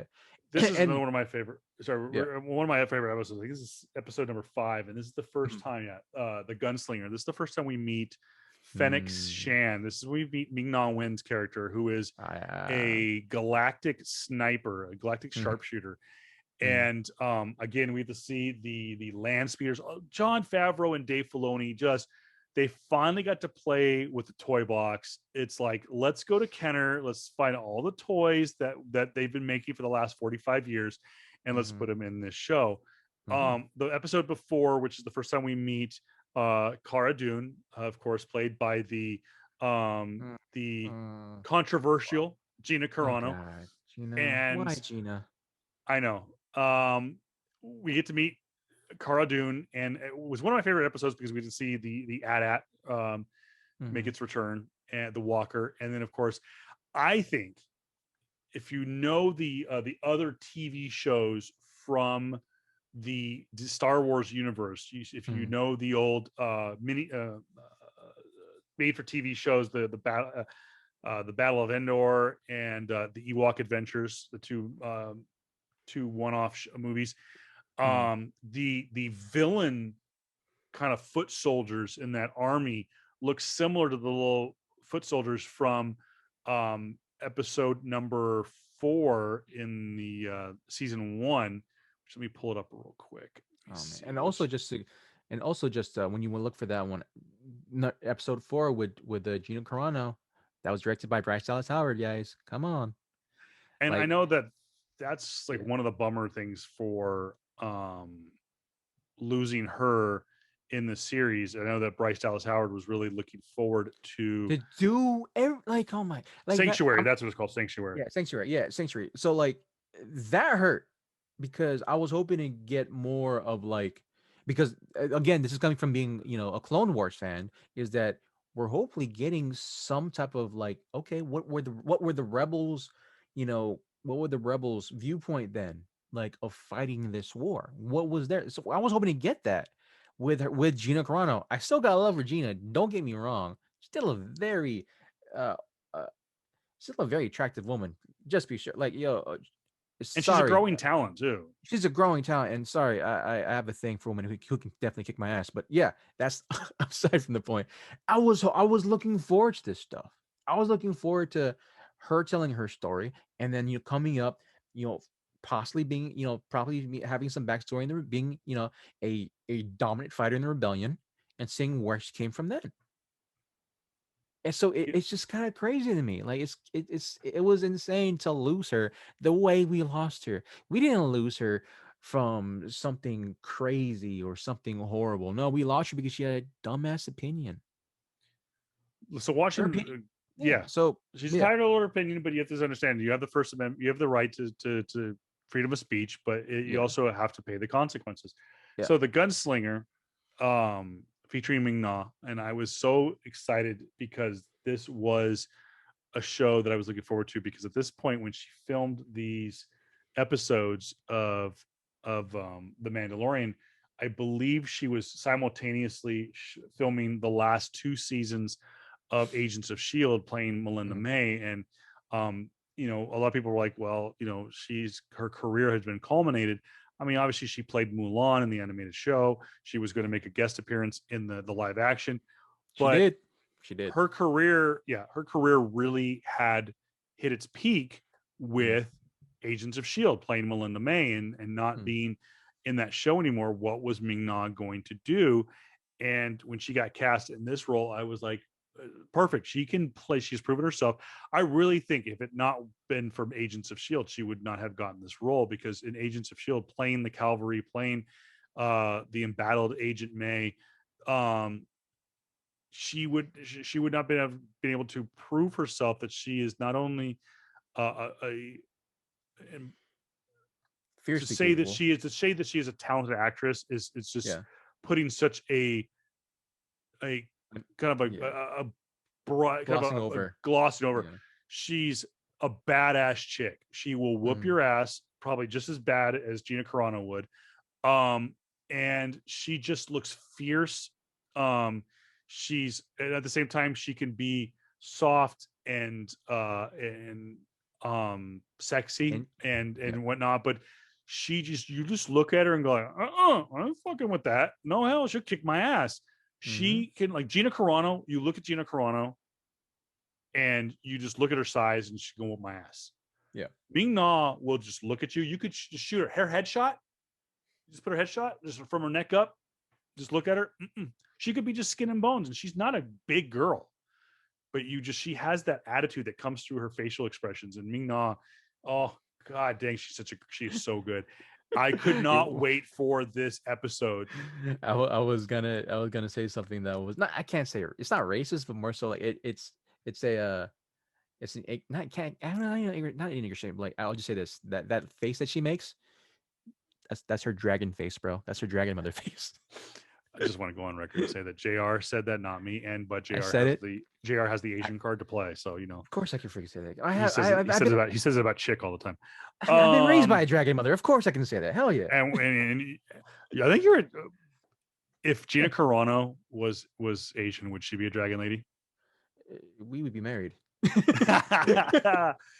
For those, but you know, really, you've explained to me kind of like that, what kind of the story behind kind of that. I don't want to call it a joke, but kind of that story. And so it's not being racist if you're going to take it that way. It's going back, like I said, we're watching this. I love that. That helmet that she wears is so Star Wars. It kind of reminds me of the helmet that Leia wears when she enters into Jabba's palace to try and steal back Han in Carbonite. I don't know. I love Filoni and Favreau's subtle touches of just the little things that they don't think about, they don't forget. Like I said, the speeders, the sound effects, the gun blasts, stuff like that. Yeah, I just love it. But like I said, I could not wait for this episode 4 because, and I looked at the storyline, and let's take a look at season 1. And kind of give you a brief synopsis. We have chapter 1, the Mandalorian. We introduced to Din Djarin. He's at this hideout trying to look for to pick up a bounty. He's again just kind of through actions telling the story of what and who he is. By the end of the episode, we do know that he is hired by what I guess would be a splinter cell of the Empire. The Empire has fallen. This is post Return of the Jedi. I mean, we're talking right on the heels of the Battle of Endor. We're right at the end of Return of the Jedi. Chapter 2, it's the child. We've now been introduced to the child, and we do know now that he is being because he did not finish his job yet of collecting the or of returning the bounty to the client. And in episode 2, it's just a fun story talking about how they're dealing with the Jawas. And of course, I think that's the first time we see that the child has force powers.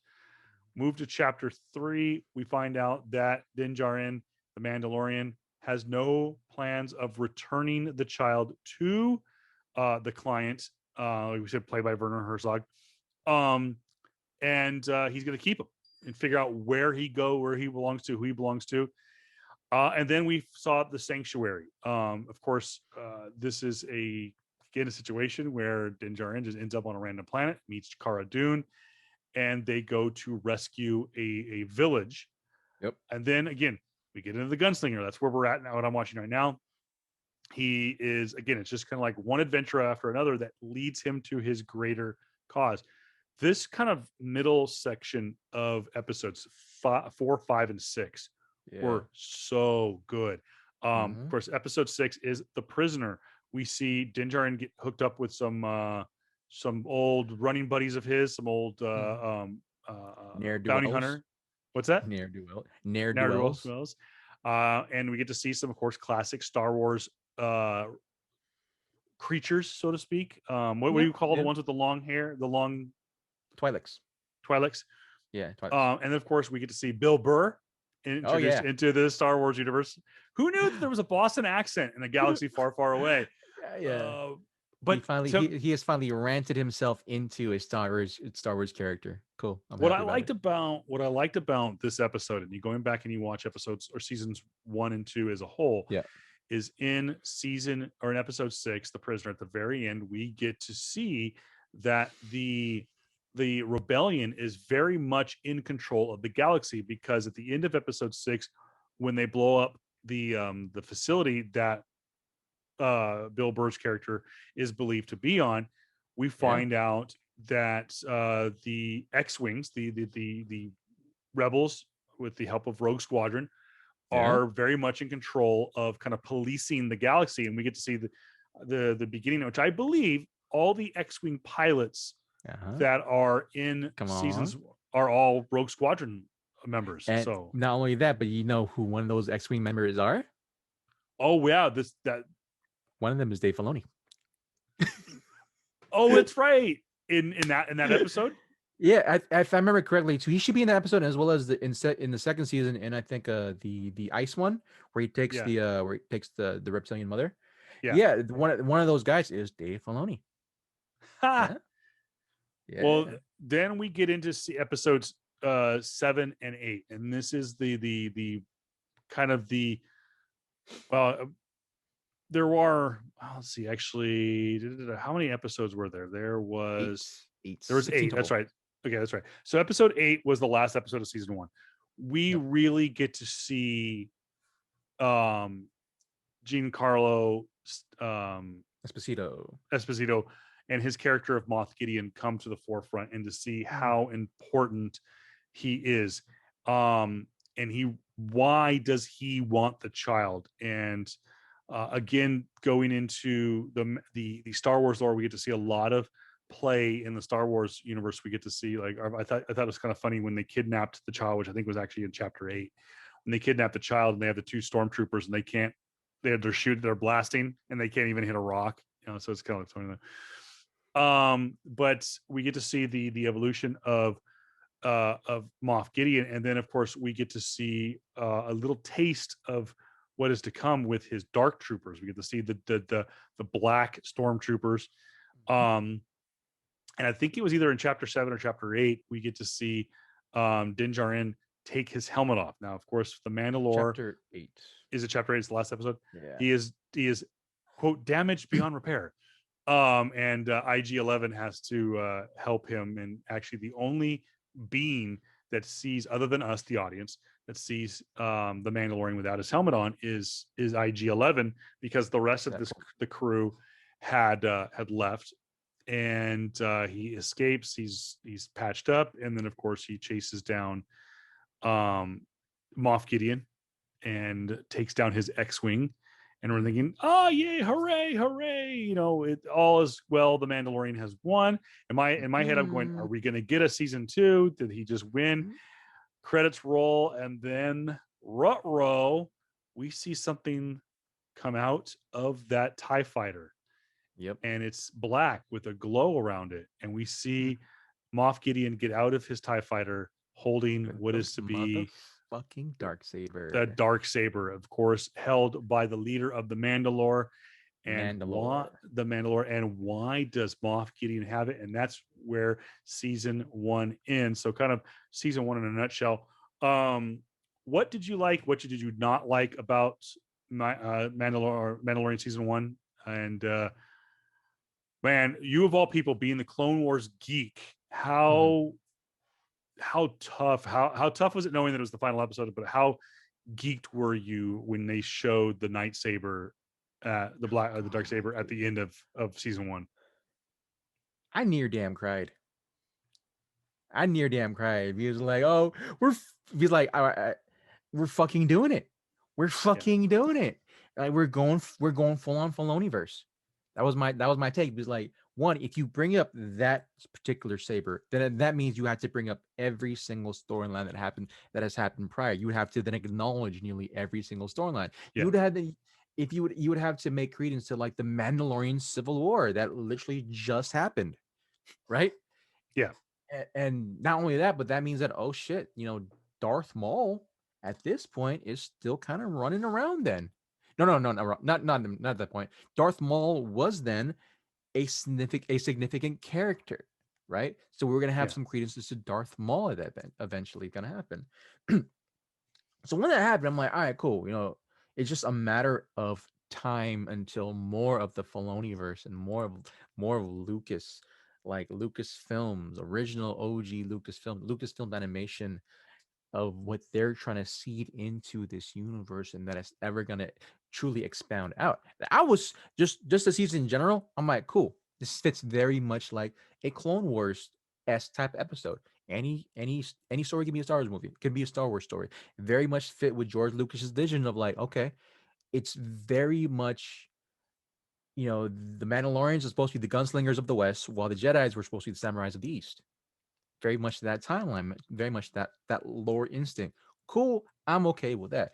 Felt very much more so of like, who were the Mandalorians? What were they designed for? What were they made for? And yeah, I was definitely excited and hoping for more. And I was so happy when they finally announced that, yeah, we're definitely on. Just big freaking shout out to Pedro Pascal. Like, people know him, of course, from Game of Thrones. They know him from other movies. Uh, I remember him when he was in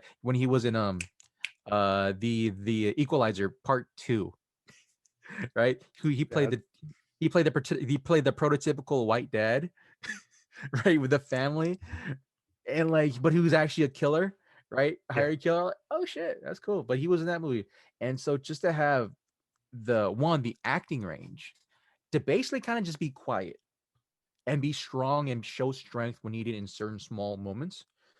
Great. Big ups to him, man. Big ups to freaking Pedro Pascal. And just not only that, but like, it's totally accepting the role, totally accepting what he wanting to be to have be a bigger part in the universe of Star Wars. And it's looking like he's gonna be that. It's gonna be that guy. And yeah, and of course, I'm I can't Gina Carano, I still love you. I still wish you were here. I still wish it wasn't coronavirus, because eh, if it wasn't coronavirus, we would have Gina Carano still out there. She would still have her very opinionated opinions, but not her stupid ass opinions. Yeah. And there's nothing wrong with her having stupid ass opinions. It's just that, yeah, of course, like we said before, there's gonna be consequences, right? Granted, she should have been fired, but I'm gonna miss her. I'm gonna definitely miss her. And Well, then we get what's that? into season 2. We get into season 2, The Mandalorian, Din Djarin and the child Mm-hmm. are still roaming the galaxy trying to figure out what in the actual ass is Baby Yoda. You. Um, and so we're trying to figure this out. Oh, Yeah. and we're going on a bear hunt, kind of roaming around the outer space, and you know they come across the one episode that was kind of interesting because I was really looking forward to Yeah. was let me find it real quick, and it ended up being a pivotal episode. Was we go back? I think it was to Tatooine, and we go to a certain part of Tatooine that hadn't been explored yet. It was like the outer rim, I guess I should say, Oh. the outer parts of Tatooine, and we meet Cobb Vanth, of course, played by oh my goodness, what's his name? Um, the guy from Justified, Timothy Oliphant. Timothy Oliphant, of course, Cobb Timothy Vanth, Oliphant. the Marshal of Mos Pelgo, a small town on Tatooine. Cobb Vanth has earned the trust of the townsfolk and as a capable peacemaker and leader. Vanth at one time was custodian of Boba Fett's Mandalorian army, which he bought off Jawa traders. So that is important because when Mando, aka this guy over here, this guy right here, Oh, Din Beskar Djarin, armor. with his Beskar armor, comes across this town that needs some help. He meets Cobb Vanth and he goes, "Whoa, whoa, whoa, whoa! Time out there, Turbo. What kind of armor do you have there? Where did you get it?" And the story comes about that he got it off some Jawas that found it out in the desert. So that kind of leads us to like, whoa, wait a minute. No, Boba Fett fully armed fully armored, went into the Snarlack pit and died. So if this outfit is out of hell on earth, if it's out of the stomach of the Snarlack, then Sarlacc, I mean, then maybe Boba Fett survived. So the question, and of course, we flash back to the gunslinger episode. That the post credit scene shows what is believed to be Ming Na's character dead, and a shadowy figure. We just see the boots, and it's believed, some people believe that it was Mando, that was Din Djarin, kind of hovering over him, and then it cuts to black. Fast forward, we see that in a teaser for the episode with Cobb Vanth, when we find out that he had Boba Fett's armor, and it does tease in that episode that, hey, remember this? You remember these boots right here? Bet you don't know who that is. And then it's come to find out, I think like an episode later, it is in fact Boba Fett, played by the same guy who played Jango Fett in episode 2, Attack of the Clones. And of course, we all know that that is who is technically under the armor of Boba Fett the whole time, because he was a clone, blah, blah, blah, blah. So that is where we're at. And if you're following The Mandalorian, what did you think of the story? I was super curious when I saw Cobb Vanth with the Boba Fett army. I'm like, is that really Boba Fett's army? It looks kind of like it.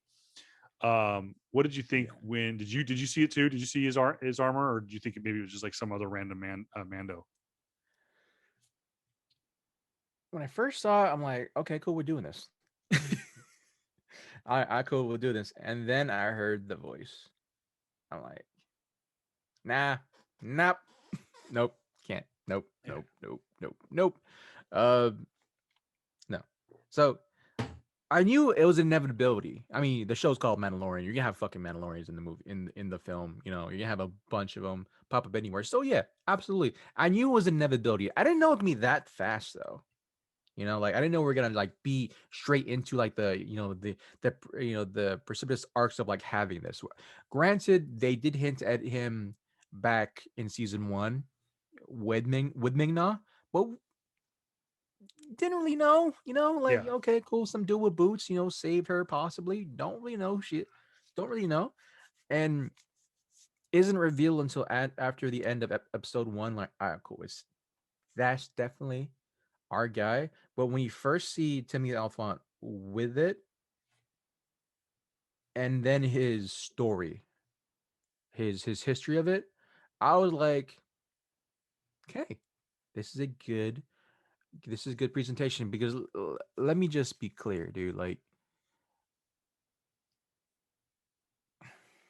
I mean, Boba Fett wasn't he didn't really do much in the original trilogies. He was only hyped up until afterwards, and expanded universe lore, right? So and even in that sense, right?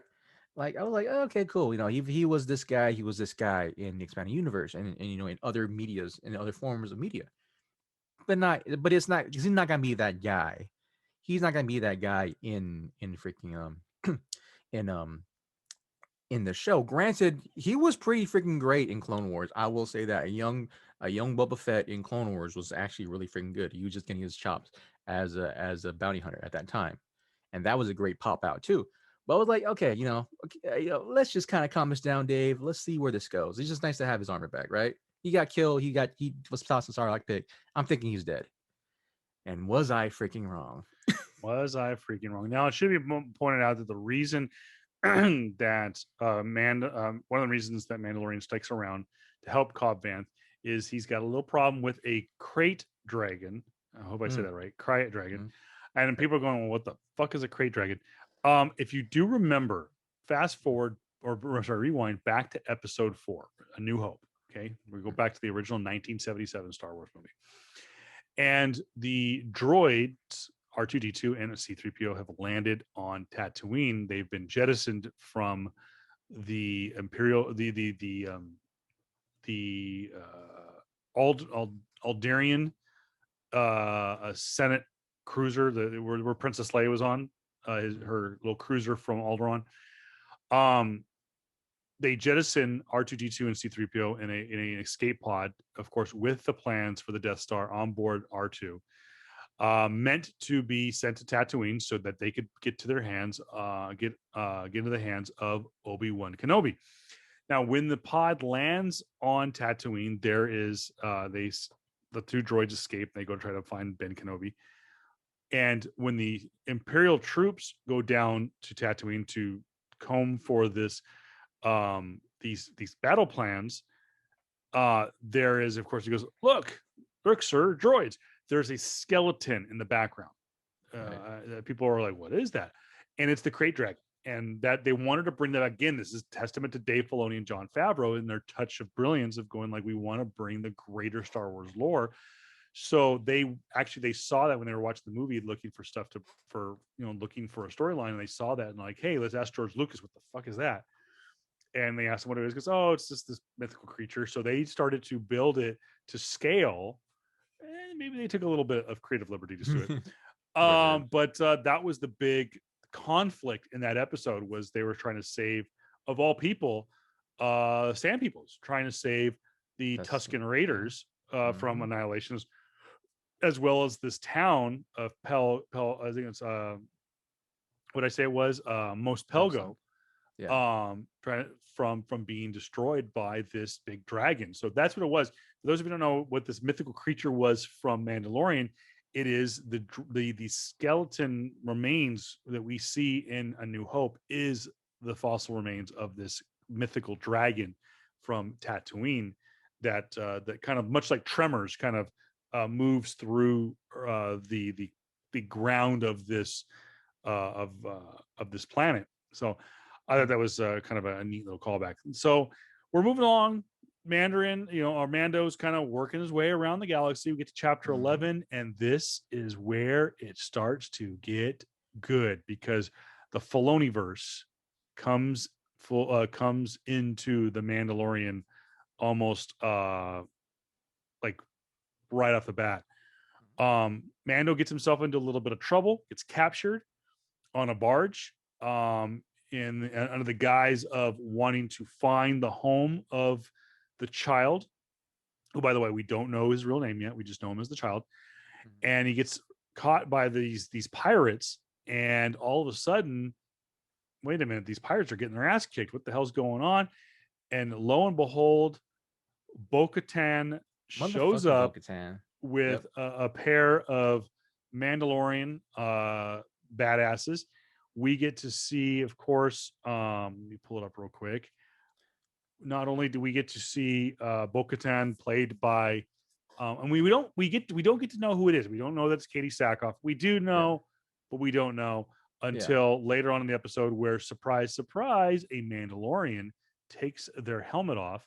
The episode was called The Heiress, and it does talk about the fact that Bo-Katan is the heir apparent to the Darksaber and to lead Mandalore, which JR, you talked about in the Clone Wars episodes, that does discuss with the Mandalorian Jedi war. And I think when Bo-Katan loses the Darksaber, is that when Darth Maul gets it, or no? Or is that before?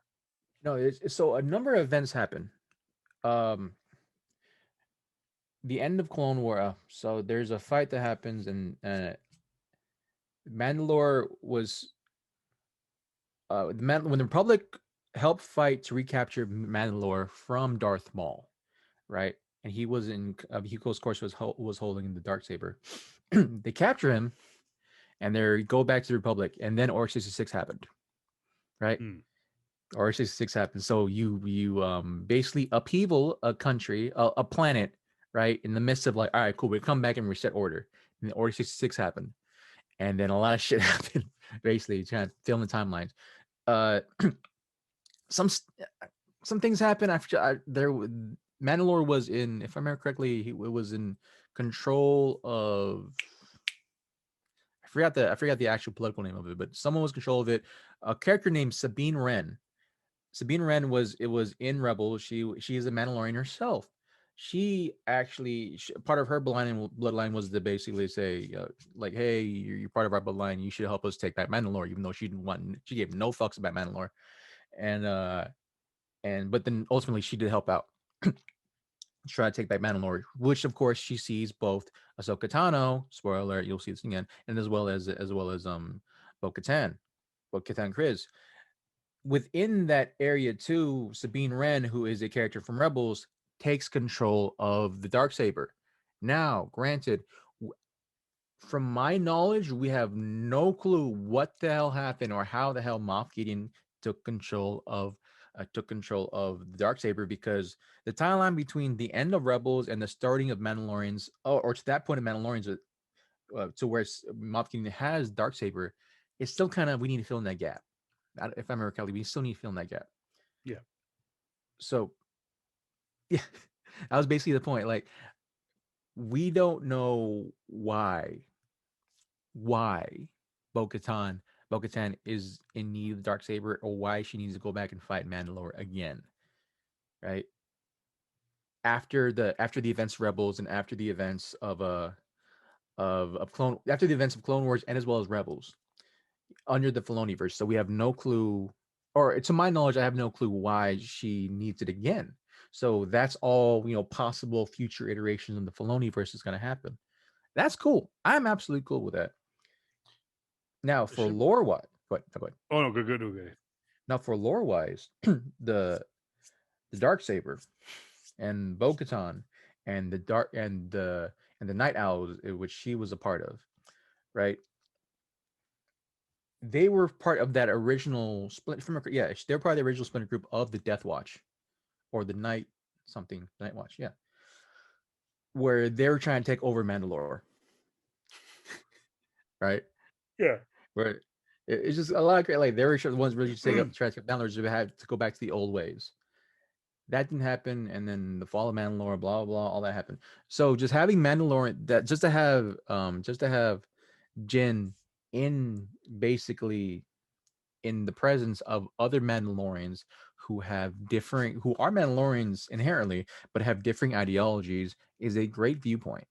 He knows now that there's been a civil war. He knows now that they have a freaking planet, and he knows that there is more to the creed than, there's more to the creed Yeah. than just his views of it. And from that point, I saw how Filoni is probably gonna kick this shit off. I'm like, okay, Dave, okay, well, we'll see where you're going. And just to make people know and credit to, yeah, when the second season came about, the regular guest for majority of these episodes was, of course, none other than George Lucas himself. So he was He okaying loves him. everything right then He there. loves himself some Mandalorian. Mm-hmm. Should be noted too, the episode we were just talking about, the Heiress, was directed by Bryce Dallas Howard.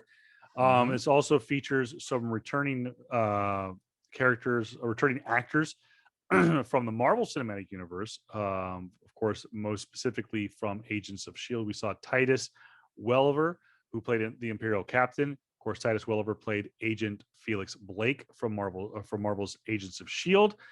And then, of course, one of the members of Bo-Katan's group of Mandalorian was Simon Kashianitis, who played Axe Wolves. Of course, Simon was also in Agents of S.H.I.E.L.D. He played, where'd it go? He was Sunil Bakshi.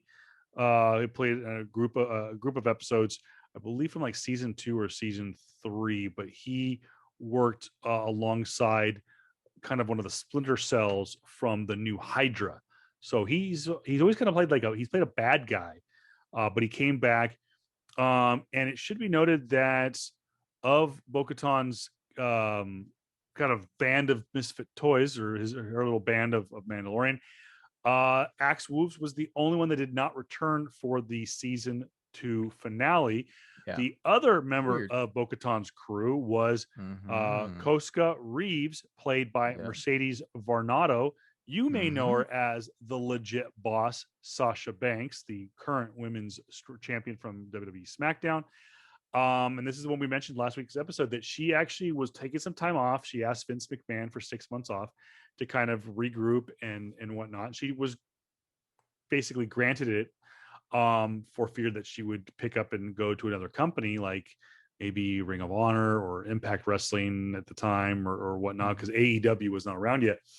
But nonetheless, she took some time off, and in that time, she was looking at some different stuff to kind of like, do I want to wrestle for the rest of my life? Do I want to act? Do I want to model? Do I want to do this? Do I want to do MMA? And someone slid into them old DMs, and someone from Disney Plus contacted her and said, "Hey, we'd love to have you test for this show that we're going to do coming up. It's in the Star Wars universe." Her being kind of a Star Wars nerd was like, yeah, I'm interested. You have my attention. Call my agent." And so she called her people, and I think she got the blessing from Vince McMahon in the WWE, though she is, I believe, credited in this role as her real name, which is Mercedes Varnado.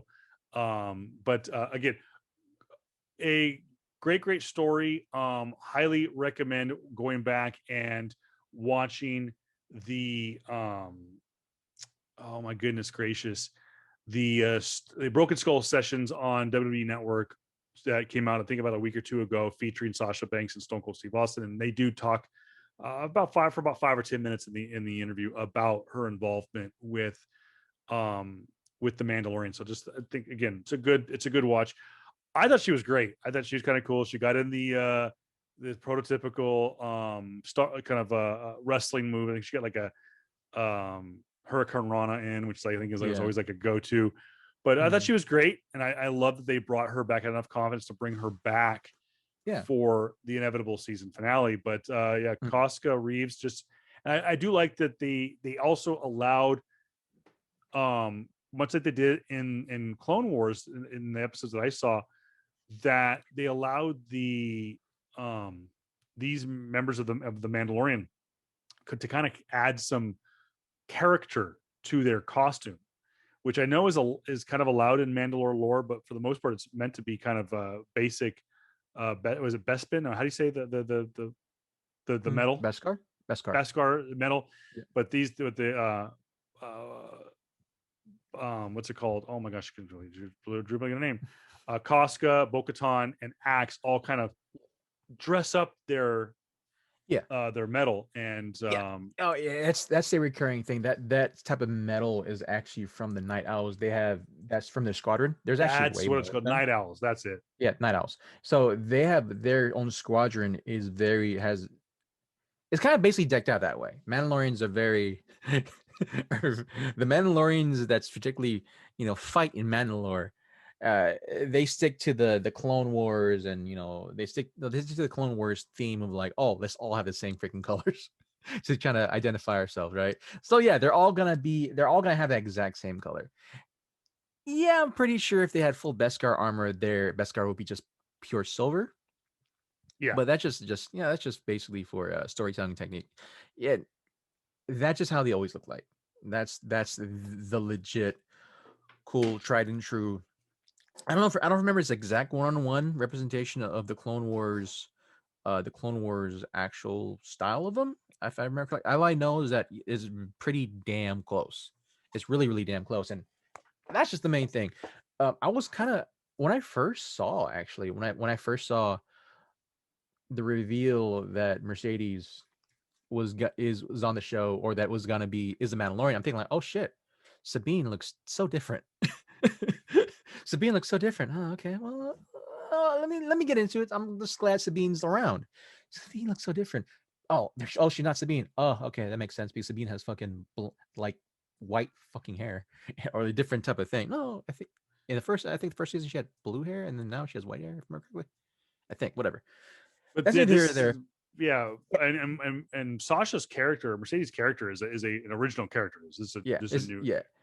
And Sabine she is known as the explosive expert. So she is a Mandalorian that uses grenades and explosives. So if when she is gonna be on the screen, it's gonna be that type of like high budget. She's gonna explode absolutely freaking everything type of thing. And that's gonna be cool.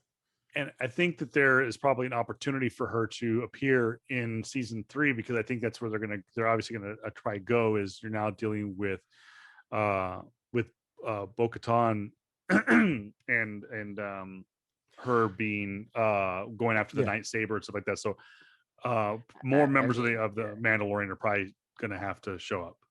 Yeah, it's gonna be an interesting viewpoint because now we're gonna have more lore and where they're gonna put the Mandalorians within this lore. Granted, Sabine, how she got rid of them? No, no, how she's gonna fit, not get rid, but how she's gonna fit into the current lore of Mandalorian. I don't know where how this going because spoiler alert, I apologize people at the near the end or at the end of Rebels, one of the characters there, Ezra. I was gonna say Ezra Mizzle for some reason, but no, that's not his name. Ezra Bridger. He he blasts off into space. He goes in hyperspeed in space. I forgot the type of names of these animals that go into hyperdrive, that go into Yeah. hyperspace as well. I forgot what they're called. There's animals there. He takes Grand Admiral Thrawn and with these animals and they blast off into hyperspace, probably into the deep space, right?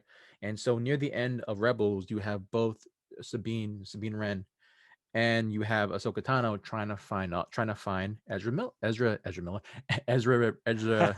Ezra Bridger.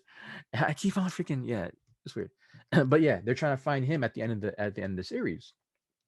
And so when we kick from that point onto now with the next episode, well, the next more important, I can't say my important episode Well, with let's take right, a look at. go. There's a couple more episodes, Uh huh. or another one that we see now a return to um, the kind of we see the return of oh my gosh, Gina Carano for Yeah. Cara Dune, Yeah. and That's right. we also see Carl Weathers' character return, and He directs the episode. Yep. we direct the episodes. We get to see go back to one of the original locales of the Mandalorian, Mm-hmm. and we're kind of getting the crew back together, and we're Mm-hmm. building towards something, and we're finding out more about where we need to go to get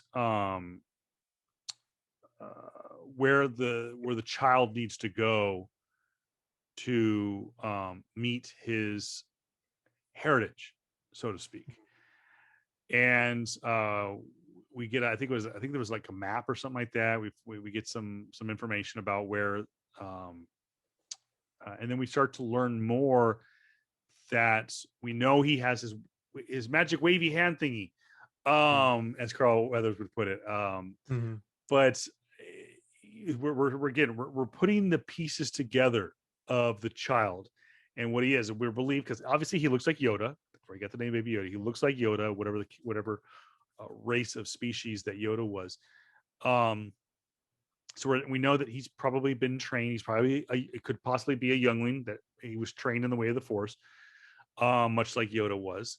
And we get our first mention, I believe, that he is a Jedi, and it doesn't strike very well with Mando because he is trained to know that the Jedi are not good, in his eyes, are not Yeah. good people. Mm-hmm. They're the ones that brought this civil war, so to speak, to Mandalore. to Mandalore. Ah, So that, Obi. and then and Obi-Wan. then we get the next episode, which is the episode that I had to keep secret for so many weeks because JR refused to watch The Mandalorian back in December. Yep. And we get episode lucky number 13, simply Mm-hmm. entitled The Jedi. Yep. And it opens up on a distant planet. Mm. At first I thought was going to be Dagobah, Yeah. but it was not. And we see kind of a foggy forest, and these troopers are out there kind of like, what are we looking for? And then all of a sudden we just see this like these dual sabers, and like, oh shit, this is it. It's Yeah. on like Donkey Yeah. Kong. And we see the live action big screen, well, small screen. We get to see the live action Bigger debut deal. of Rosario Dawson's Yep. Ahsoka Tano. Tano. And OMG, she did not disappoint.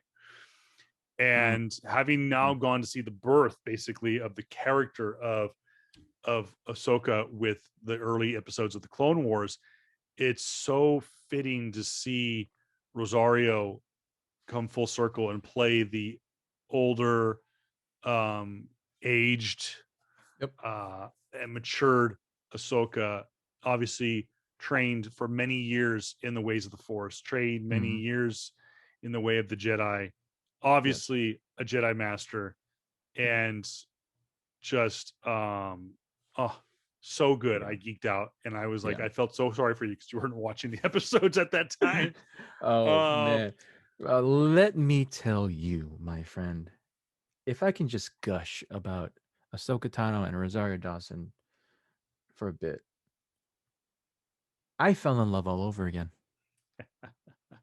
One with Rosario Dawson, because Rosario Dawson, I've been in love with her since she was in since she was in freaking Sin City. And two, having just having a character that you've grown to admire and appreciate and see grow up, to be able to grow up within any type of like, medium form of any type of like, series ever, and be on screen mhm. is definitely like a reaffirmation of my childhood type of thing, right? Yeah. Like, yes, yes, she freaking did it. She freaking did it. Great, awesome. Oh, Dave Filoni, the creator of this freaking awesome chick, is having her flow in the way that she's supposed to flow. Freaking awesome, great. Let's freaking do this, right?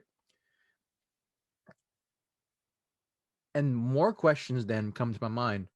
What the hell's Ahsoka doing? What the hell's Ahsoka doing here? Like, what's she doing here? Like, And is she not? Was she when we first saw her? Is she not trying to look for? Is she not trying to find Ezra? Is she not? What's going on? Because I'm trying to match up timelines, right? yep. The end of Rebels was like, I think, just the start, near the start of Episode 1, right? Yeah.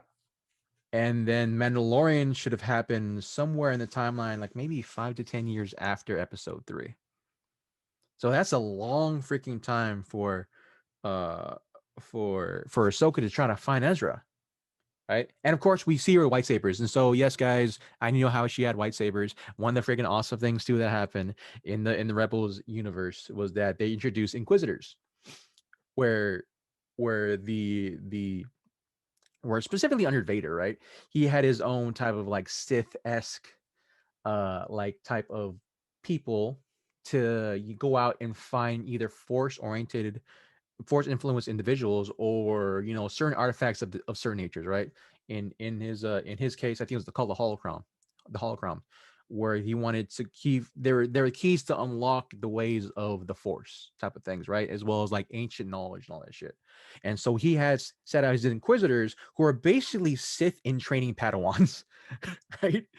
Basically, kind of be the inquisitors of old, of the Spanish Inquisition, right? They go out and execute. They go out and kill people. So what in the comics specifically, what happened is that when in order for Ahsoka to get her sabers, is that she kind of killed one of the Inquisitors, kind of made a makeshift type of thing, and kind of purified the blades, purified the crystals. So instead of being red, they became white.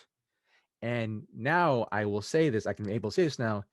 Ahsoka, the reason why at the end of the episode she can't take the child, because one, even though yes, he's really attached to you, and emotion can really trigger someone to go to the dark side, but two, she's not a Jedi anymore. Like I've said before, like the reason why she left the Jedi is because she knew the Jedi. The Jedi Council wasn't something that represented her.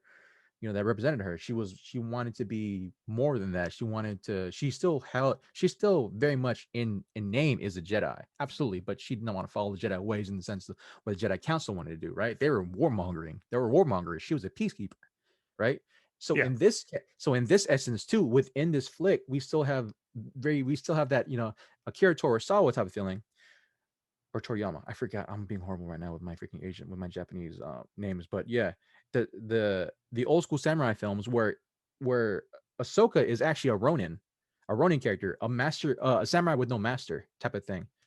So it's freaking pivotal. It's awesome that she has a lightsaber, right? And a smaller lightsaber, right? In Japanese, in samurai lore, samurais usually have two sabers, two katanas. They have their actual katana and a smaller one. I think called a kanto or a shoto, like a smaller saber, just in case. And she has it. So I'm like, that if that's not a freaking representation of her being a Ronin, a samurai, basically, then awesome.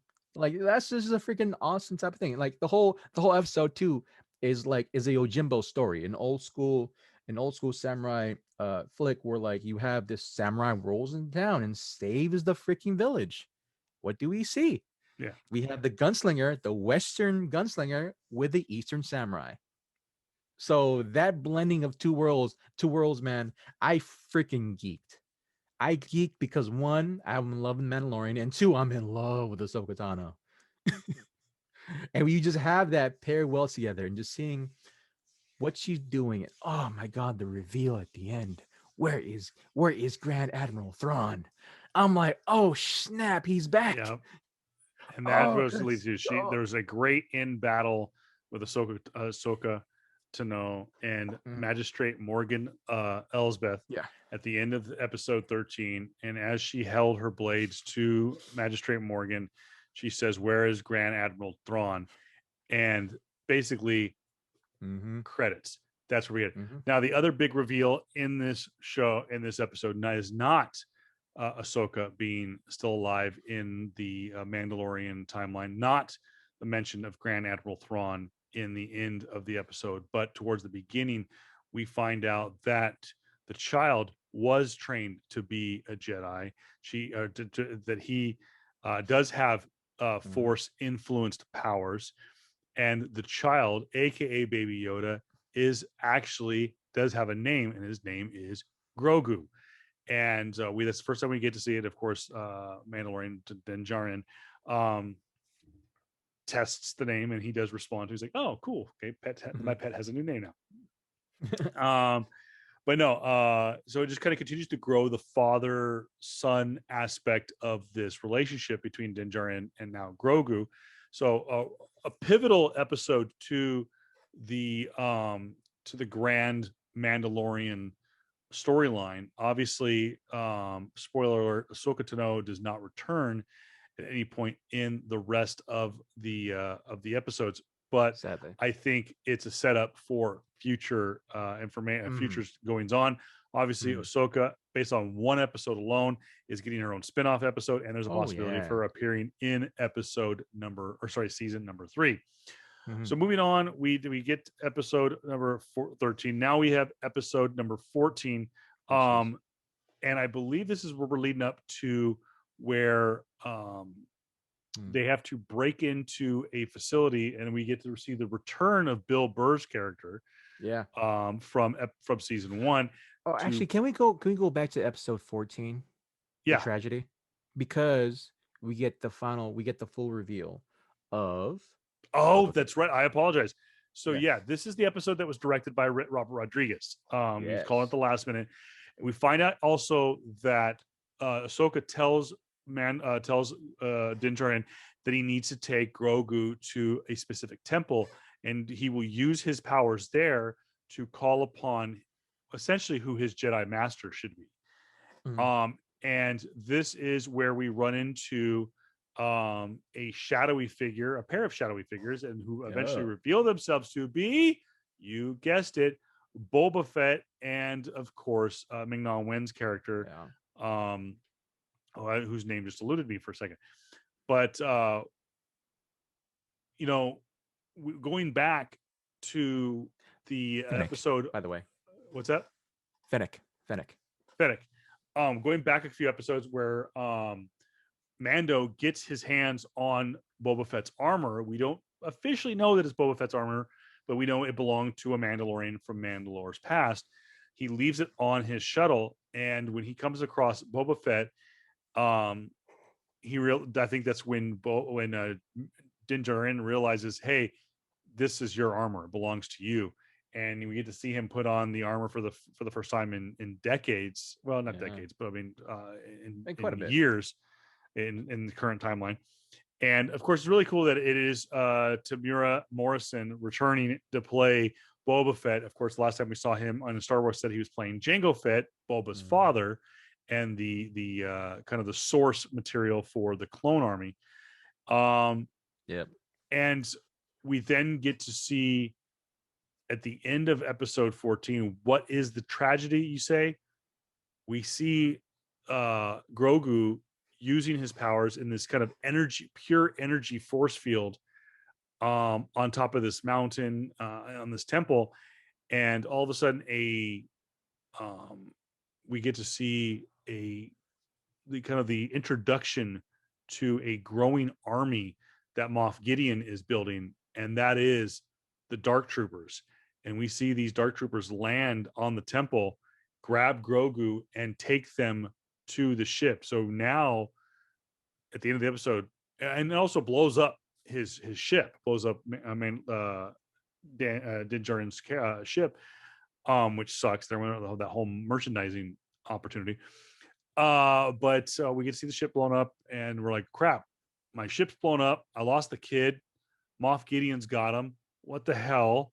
But hey, I got Boba Fett back. And he's got a badass ship. Dude. And now we're starting to put together. I'm gonna build a team of great Avengers. But no, he's starting to put together a team. Fast forward, of course, yes, like we mentioned, he breaks Bill Burr's character out of jail to go help him on a mission to retrieve some information from behind enemy lines, to break into a refinery behind that's protected by pirates, and of course it's protected by the Empire. We see Din Djarin lose the mask and become and to use. He goes into it dressed as a stormtrooper. He does take his mask off in front of Bill Burr's character. I always forget what it is, but nonetheless. So fast forward, they're getting this information to find out where Moff Gideon's ship is, because they can't track him through hyperspace. We also finally get to see Grogu use his powers for good and beat the shit out of a couple of stormtroopers and throw them across the room. That was hilarious, by the way. That was funny as hell. That was, oh god, I was laughing so hard. My kids even liked it. It was funny. And this is all leading to the last couple episodes where they need to find Moff Gideon's ship, and they inevitably do. They bring in Bo-Katan,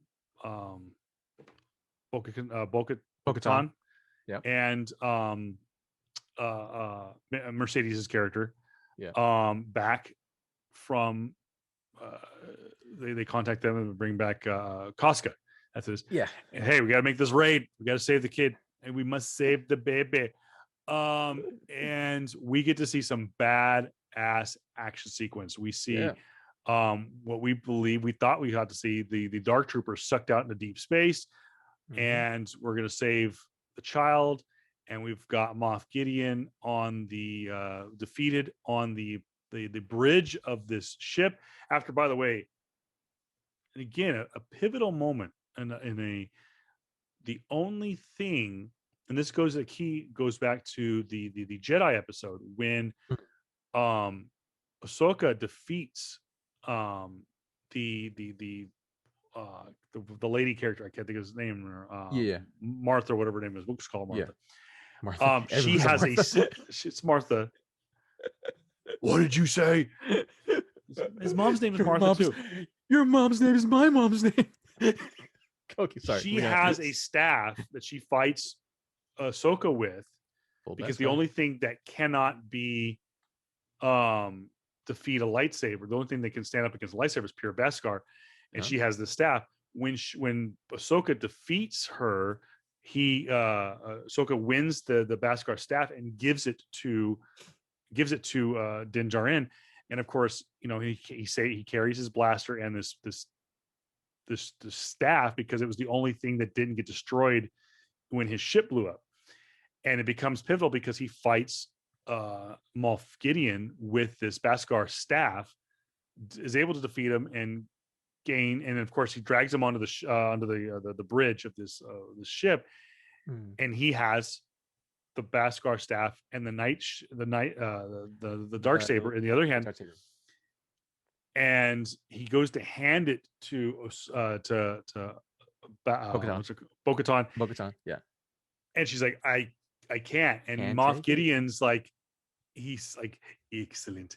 He's like, you played right into my hand. And so he's thinking, oh, you have to kill him now. Kill him, come on. And he couldn't, and neither of the part of the parties could do it. Well, then all of a sudden, what's that noise? Oh, that is the Death Troopers returning. Oh, crap. What are we going to do? These things are going to single-handedly destroy this entire ship and all of us is on board. Crap. And they start knocking on the door and stuff like that. And then all of a sudden, hello, housekeeping. Well, all of a sudden they're on this. They're like, what do? We've got three Mandalorian. We've got Cara Dune. An android Ming-Na Wen, which is scarier, which is even scarier at that point. Yeah, she's been we put that back together. Yeah, we don't have Boba Fett because he is he ran away as a diversion.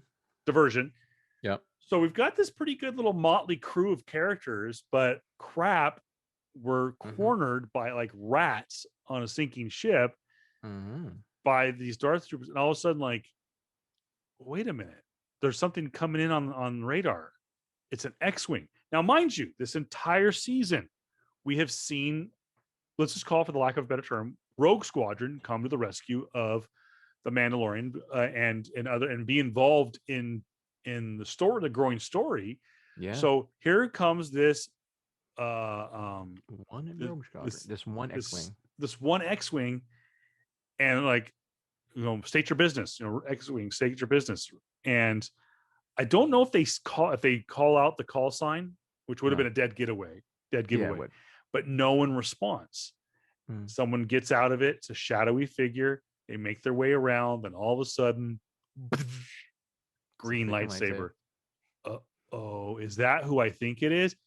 There's some ass whooping going down, and there's a moment where we see the lightsaber held by a black gloved hand. Right hand, black gloved right hand. Oh, with the right hand, yeah. And we're like, oh, and so we see some ass whooping. Dark troopers Death Troopers just getting destroyed. Yeah, just getting whooped. Oh man! And then freaking doors open up. I'm doing my own sound effects.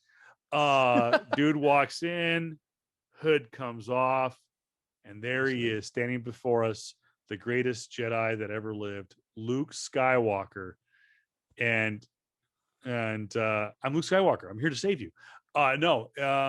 He gives this kind of monologue about Grogu, and that how Grogu needs to go with him to complete his training. And at that moment, we have arguably the probably one of the single greatest moments in Star Wars lore. Yeah. And then we see Din Djarin take his helmet off and look Grogu in the eyes for the first time. That kind of the father looks at son with his own eyes, and it's a gut check moment. I'm not crying. You're crying. You're crying. I'm not crying. And one of the best lines that he gave from there was, "Talent without training is nothing," and I loved that line so much. And does he give him the knob? Does he give him the little knob? Or does Din Djarin keep it? I don't recall. Actually, I don't remember. Ship's destroyed, I should say. Destroyed, absolutely destroyed. Yeah, I know that he pocketed it. I remember that part. He pocketed it with Beskar staff. But like, I'm just so glad they just basically they gave Luke his dad scene in Rogue One, where they gave him the Rogue One scene and just like door open, like, oh. Yes. It was like a reverse. It was like a reverse moment where Darth Vader comes in and just puts an ass whooping down.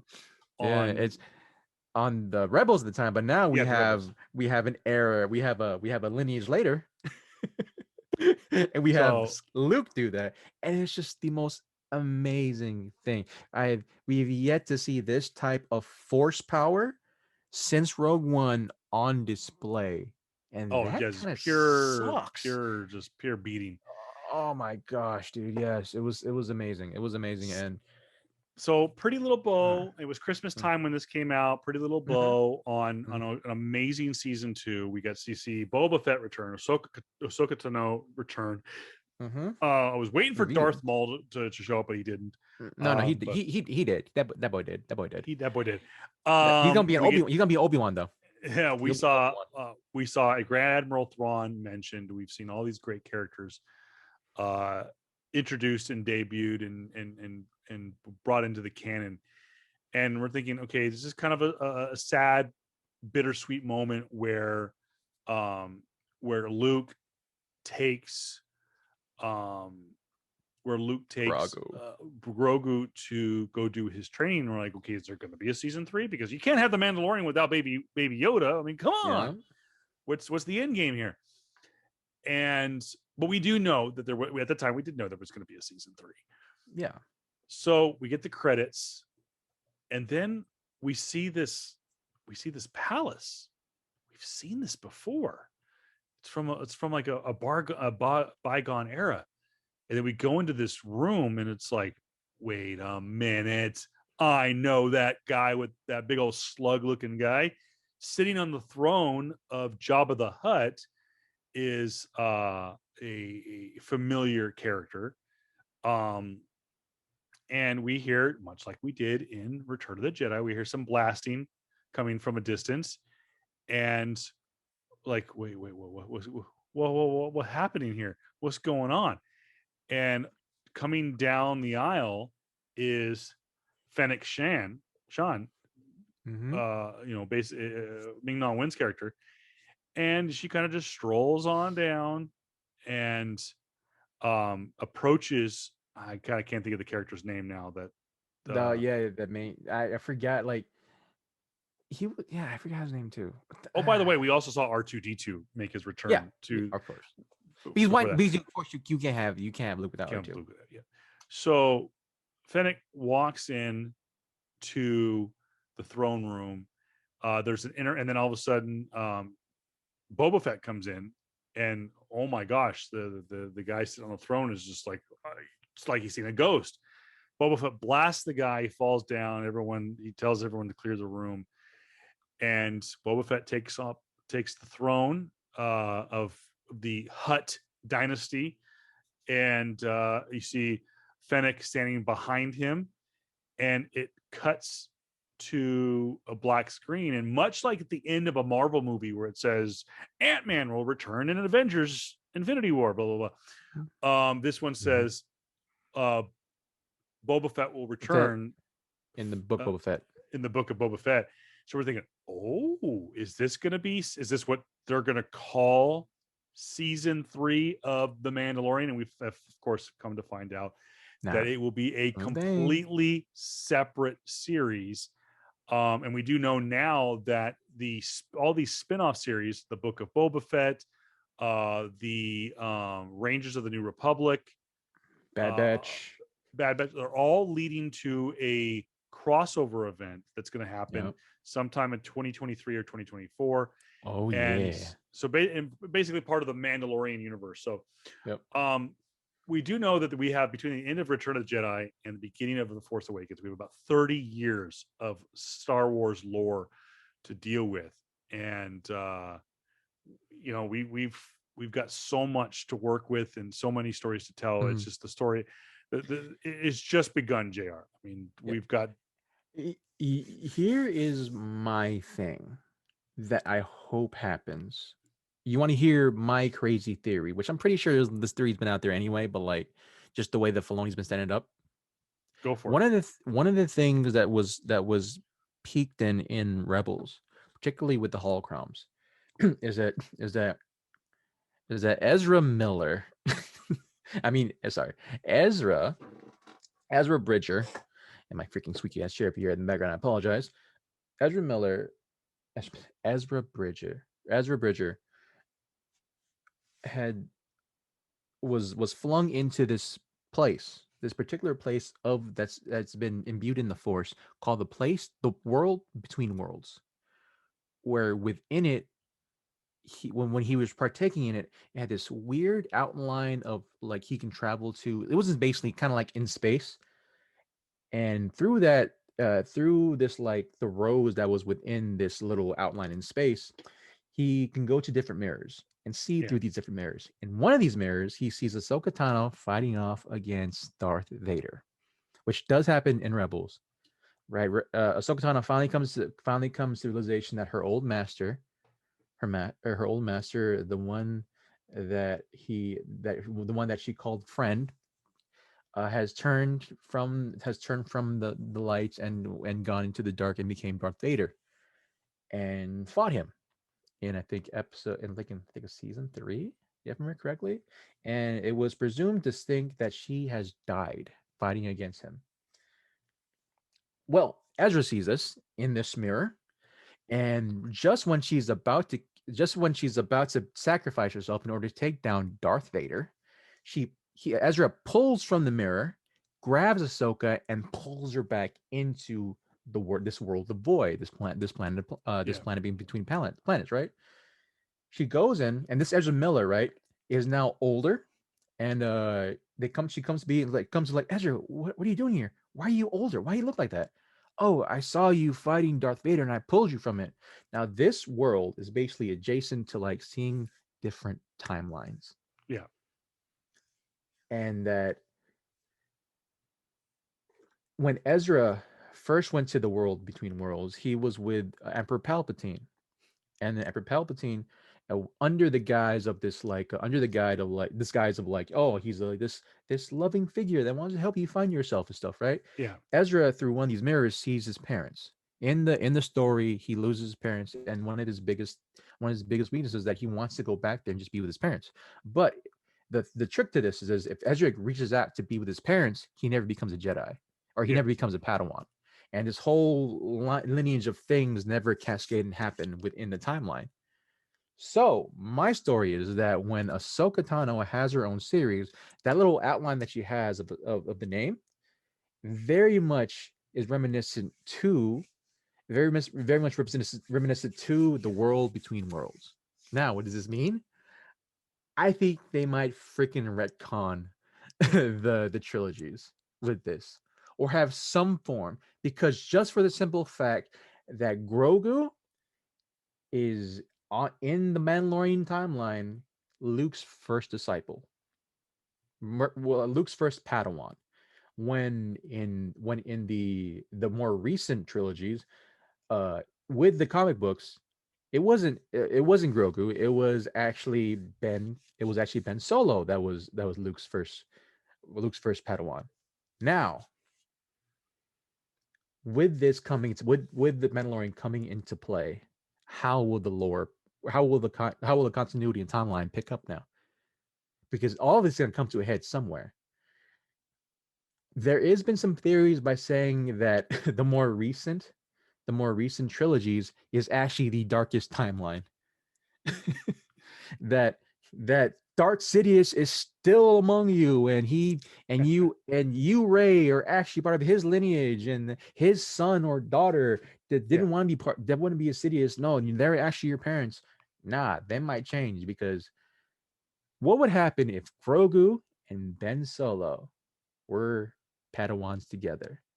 One of the very first ones. And not only that, but Grogu has been shown to be the stronger Padawan. And Now, there is some. just from the outlook. And this is supposed to be set 5 years before Ben becomes the first disciple, becomes uh Luke's disciple. And also should be noted, I've heard that theory too, that and we'll kind of wrap things up here, that Grogu was one of the people that unfortunately did not make it when Mm-hmm. Ben Solo, aka Kylo Ren, destroyed Luke's training temple, I guess you'd say. Mm-hmm. We see glimpses of in Force Awakens. We see part of it in the Last Jedi and whatnot. Of course, there's also a growing fan theory that Grogu, aka Baby Yoda, actually is a baby Yoda.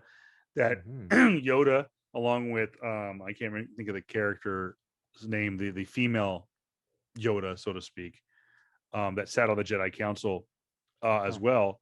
That there was a torrid love affair between those two, and that Baby Yoda Grogu was the result of that. But that I don't know if that'll ever be addressed or whatnot. No, I don't think so But either. that leads us to the end of season 2 of The Mandalorian. Again, so much was addressed and so much still left open.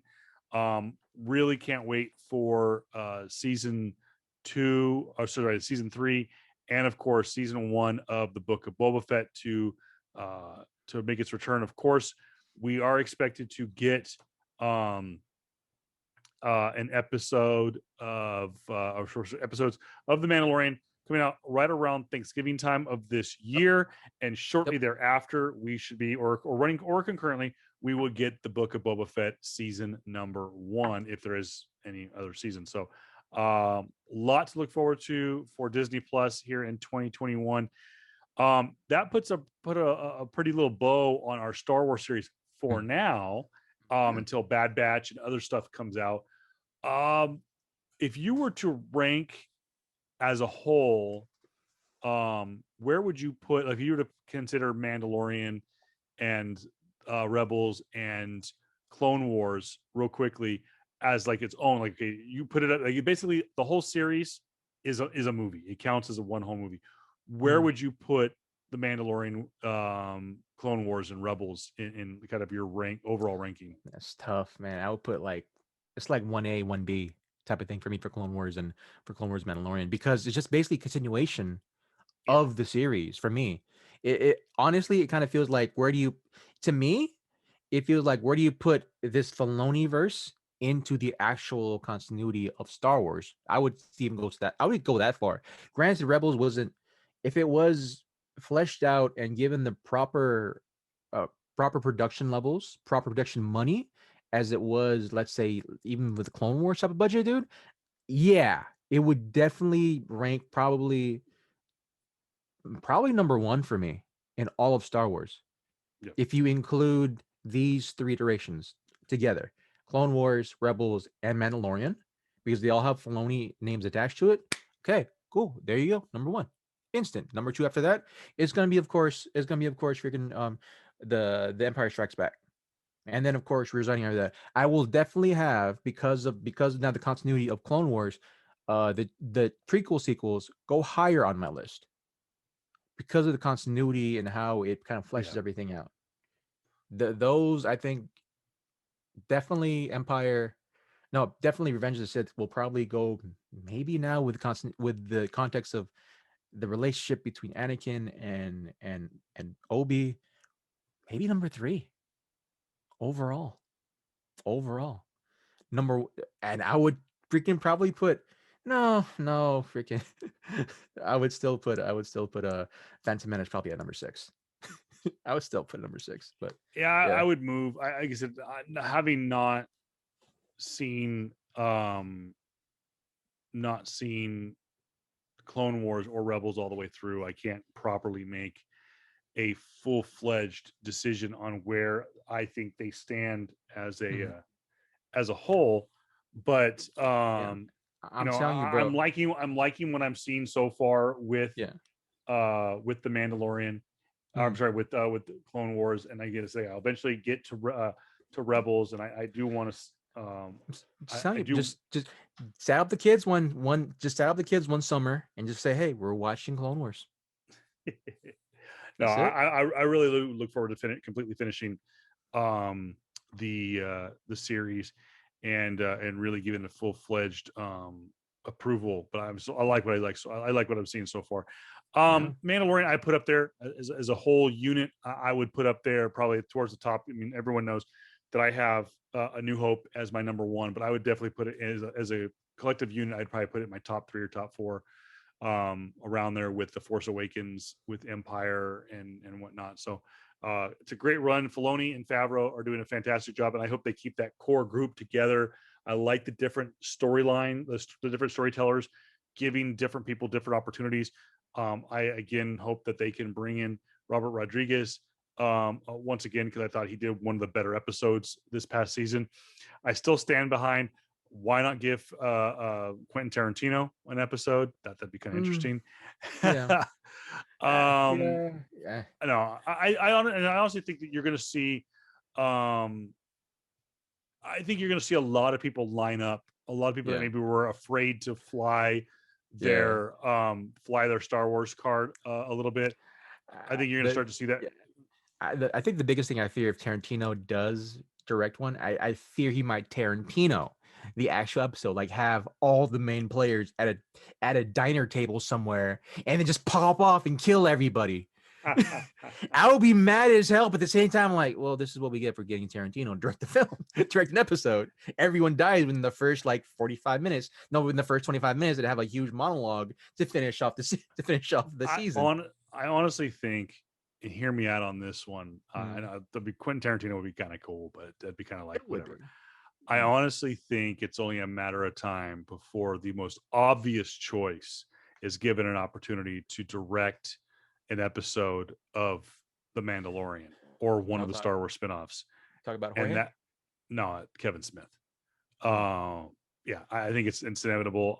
I wish if I was given an opportunity to talk with him again. I met him at mm. Comic-Con in 2019. Who knows? We might be getting Comic-Con here in 2020, 2021. Yeah. We're not getting a WonderCon, which we will do a WonderCon at Sad. home Sad face. episode, like we did last year with Yep. SDCC at home. We will do a WonderCon at home episode and break down stuff that goes on at WonderCon, because there's bound to be plenty of stuff to be announced here in the next couple of weeks as we approach that. We do know that they are going to do Emerald City Comic Con at home as well, which of course ECC officially kicks off the con season. And of course, we know last year that ECC was the convention that really was the domino that dropped the for into the coronavirus. That was the first domino that fell. And then of course we had sporting events in and around Seattle, because that became kind of ground zero, the unofficial ground zero for coronavirus in 2020. And then it was the end after that. It was just, everything fell after that. So we got a lot of stuff coming up here in the next couple of weeks with Yeah. Comic-Con, but thank you guys for sticking with us through this long episode of Star Wars. I really wanted to flush out.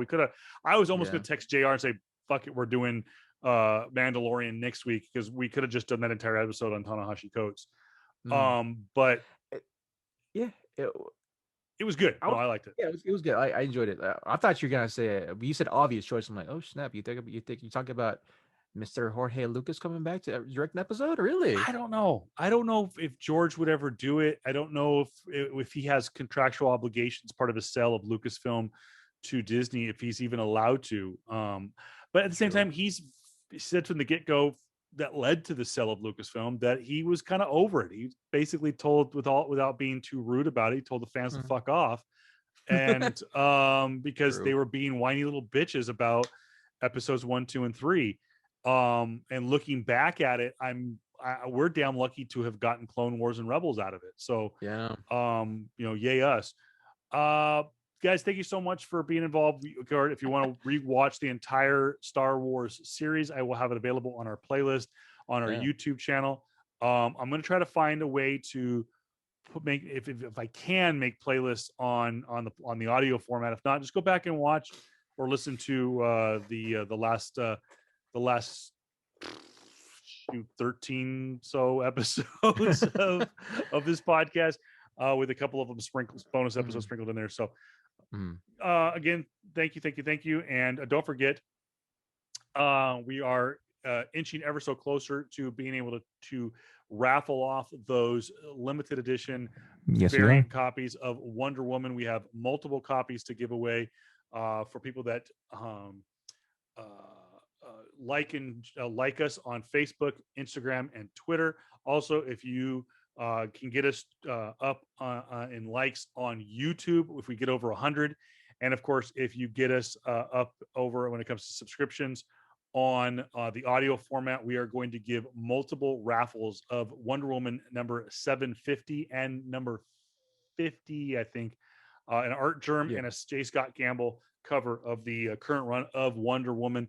And I've also said that I will be giving people bonus entries into our raffle if you share our stories on Facebook, if you share stuff on social media and tag Yeah, guys. at PS Comics I Love You on Instagram.